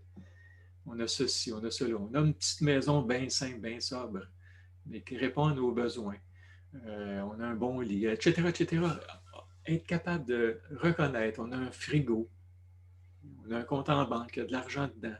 Il y a plein d'affaires pour lesquelles on peut remercier. Donc, dire, j'ai la capacité de porter attention aussi à ce qui va bien. J'ai un conjoint qui m'aime. J'ai ceci, cela. Qu'est-ce qu'on est, ce qu'on est aussi. Je suis encore en bonne santé. J'ai accès à mes 2 bras, mes 2 jambes, une tête qui fonctionne relativement bien, à ce qu'on fait. On est en lien. Les gens, savoir s'entourer, aimer ceux qui nous entourent, puis finalement, la capacité de soulager la souffrance en nous. Et pour ça, il faut la reconnaître. C'est facile parce qu'on a une sensibilité. On a une capacité de dire « ça va bien, je vais moins bien, je vais mieux. Qu'est-ce que je pourrais faire d'autre si je ne vais pas tout à fait bien? » Nous, un lieu où on va se ressourcer régulièrement, c'est le jardin botanique. On va au jardin botanique. On est membre des amis du jardin botanique. C'est un lieu de beauté qui ne coûte pas cher. Il y a des chaises. On a les meilleurs jardiniers au monde qui travaillent pour nous autres, pour embellir ce coin de pays qui est tout près de chez nous, là, qui est à 15 minutes en auto. Alors, on essaie d'y aller. Alors, ça, c'est mon image que j'aime projeter, se contenter de peu et savoir s'entourer. Puis comme une image vaut 1000 mots, hein, je vous la laisse. Contentez-vous de peu et sachez vous entourer. Et puis finalement, on est condamné à s'entraîner, entraîner notre esprit, entraîner notre corps, entraîner notre cœur aussi. Entraîner ça, entraîner notre cœur à la bienveillance, entraîner notre corps aussi, au moins faire un peu de marche à tous les jours, le garder en bonne santé, de bien se nourrir, bien s'alimenter, puis après ça, s'entraider, savoir qu'on joue un rôle auprès des gens, faire une différence dans la vie autour de soi. Alors, puis il y en a du monde souffrant autour de nous. Si on est capable d'apporter juste un petit réconfort, c'est déjà ça. On ne change pas les conditions extérieures, ça nous échappe actuellement. Beaucoup de conditions extérieures. Mais on peut reprendre un peu de pouvoir sur nos vies. Alors, j'allais dire EPIC. Il faut que j'enlève ça parce qu'ils ne veulent plus que je dise que je travaille au centre EPIC. Parce que j'ai pris position actuellement. Là, puis, Alors, dites pas que vous avez vu EPIC. Mais j'ai travaillé des années de temps au centre EPIC, puis j'aime les gens du centre EPIC. Mais je pense qu'il y a des gens qui ont de la difficulté avec ce que j'essaie d'apporter comme contribution là, actuellement. Des suggestions, Petit Bambou, Insight Timer, La sérénité de l'instant, des beaux livres, il y en a plein. Quand la conscience s'éveille d'Anthony de Mello. Des ressources, on a accès à une sagesse aujourd'hui. On a des outils, il y a des bibliothèques. Sachons utiliser les ressources autour de nous autres, puis devenons une ressource pour les autres aussi. Et quand vous avez rencontré quelque chose qui vous fait du bien, diffusez-le, partagez-le. Et c'est pour ça que j'ai accepté d'avoir ma petite contribution avec Adama. J'aime l'esprit du groupe, j'aime Patrick. C'est pas mon amoureux, là, mais je l'aime comme ami. C'est comme, puis je le respecte, je l'admire. Puis travailler avec des gens indépendamment de comment les autres les perçoivent. Moi, je m'en fous. Je rencontre un humain, puis j'embouteille jamais les humains. Lui, c'est un ci, lui, c'est un ça. Il est de notre clan, il n'est pas de notre clan. On est tous des humains, comment on fait pour s'entraider puis faire une différence autour de soi. C'est notre job. Alors, bon, d'abord, merci encore une fois. Puis bon, il y a d'autres livres là que... Ma bibliothèque est pleine. Au début, c'était tous des livres de médecine. Maintenant, c'est tous des livres de pleine conscience, de croissance spirituelle. Je vieillis, il faut croire que je vieillis, puis je vois plus le sens de la vie à travers une démarche spirituelle qu'à travers une démarche scientifique. La science nous donne des réponses, mais pas toutes les réponses. Alors, il faut aussi aller, Christophe André, 3 minutes à méditer. C'est toutes des affaires extraordinaires. Alors, merci encore une fois pour l'occasion de se manifester, puis au grand plaisir de partager à nouveau. Puis si vous avez des petites remarques, alors je suis prêt à les écouter quelques minutes.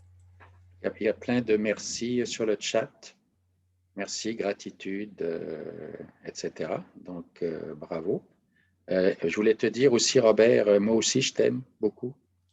Donc, on est deux à s'aimer, entre guillemets. Le lien, il y aura un lien Zoom, pas un lien Zoom, pardon, un lien YouTube qui va être mis sur YouTube. Je vais l'envoyer. Il y a des gens qui avaient dit sur l'événement qu'ils allaient participer. Donc, je vais vérifier si j'ai accès encore à l'événement, même si la date est passée. Donc, je vais l'envoyer en message privé. Si je ne peux pas, Patrick Vezin, V-E-S-I-N, vous pouvez m'envoyer un message privé pour me le rappeler et pour que je vous l'envoie. Et ensuite, de toutes les façons, sur la page Facebook d'Adama, il y aura, le lien va être placé aussi sur la page Facebook d'Adama, Association pour le développement des arts martiaux adaptés. Et n'oubliez pas, avant de partir, si c'est possible, sans aucune obligation, le petit sondage, c'est 2 minutes, pas plus.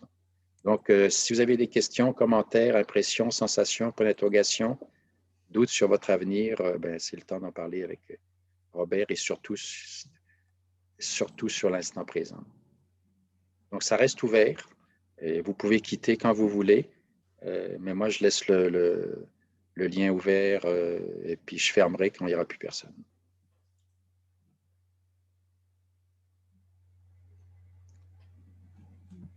Très généreux, merci.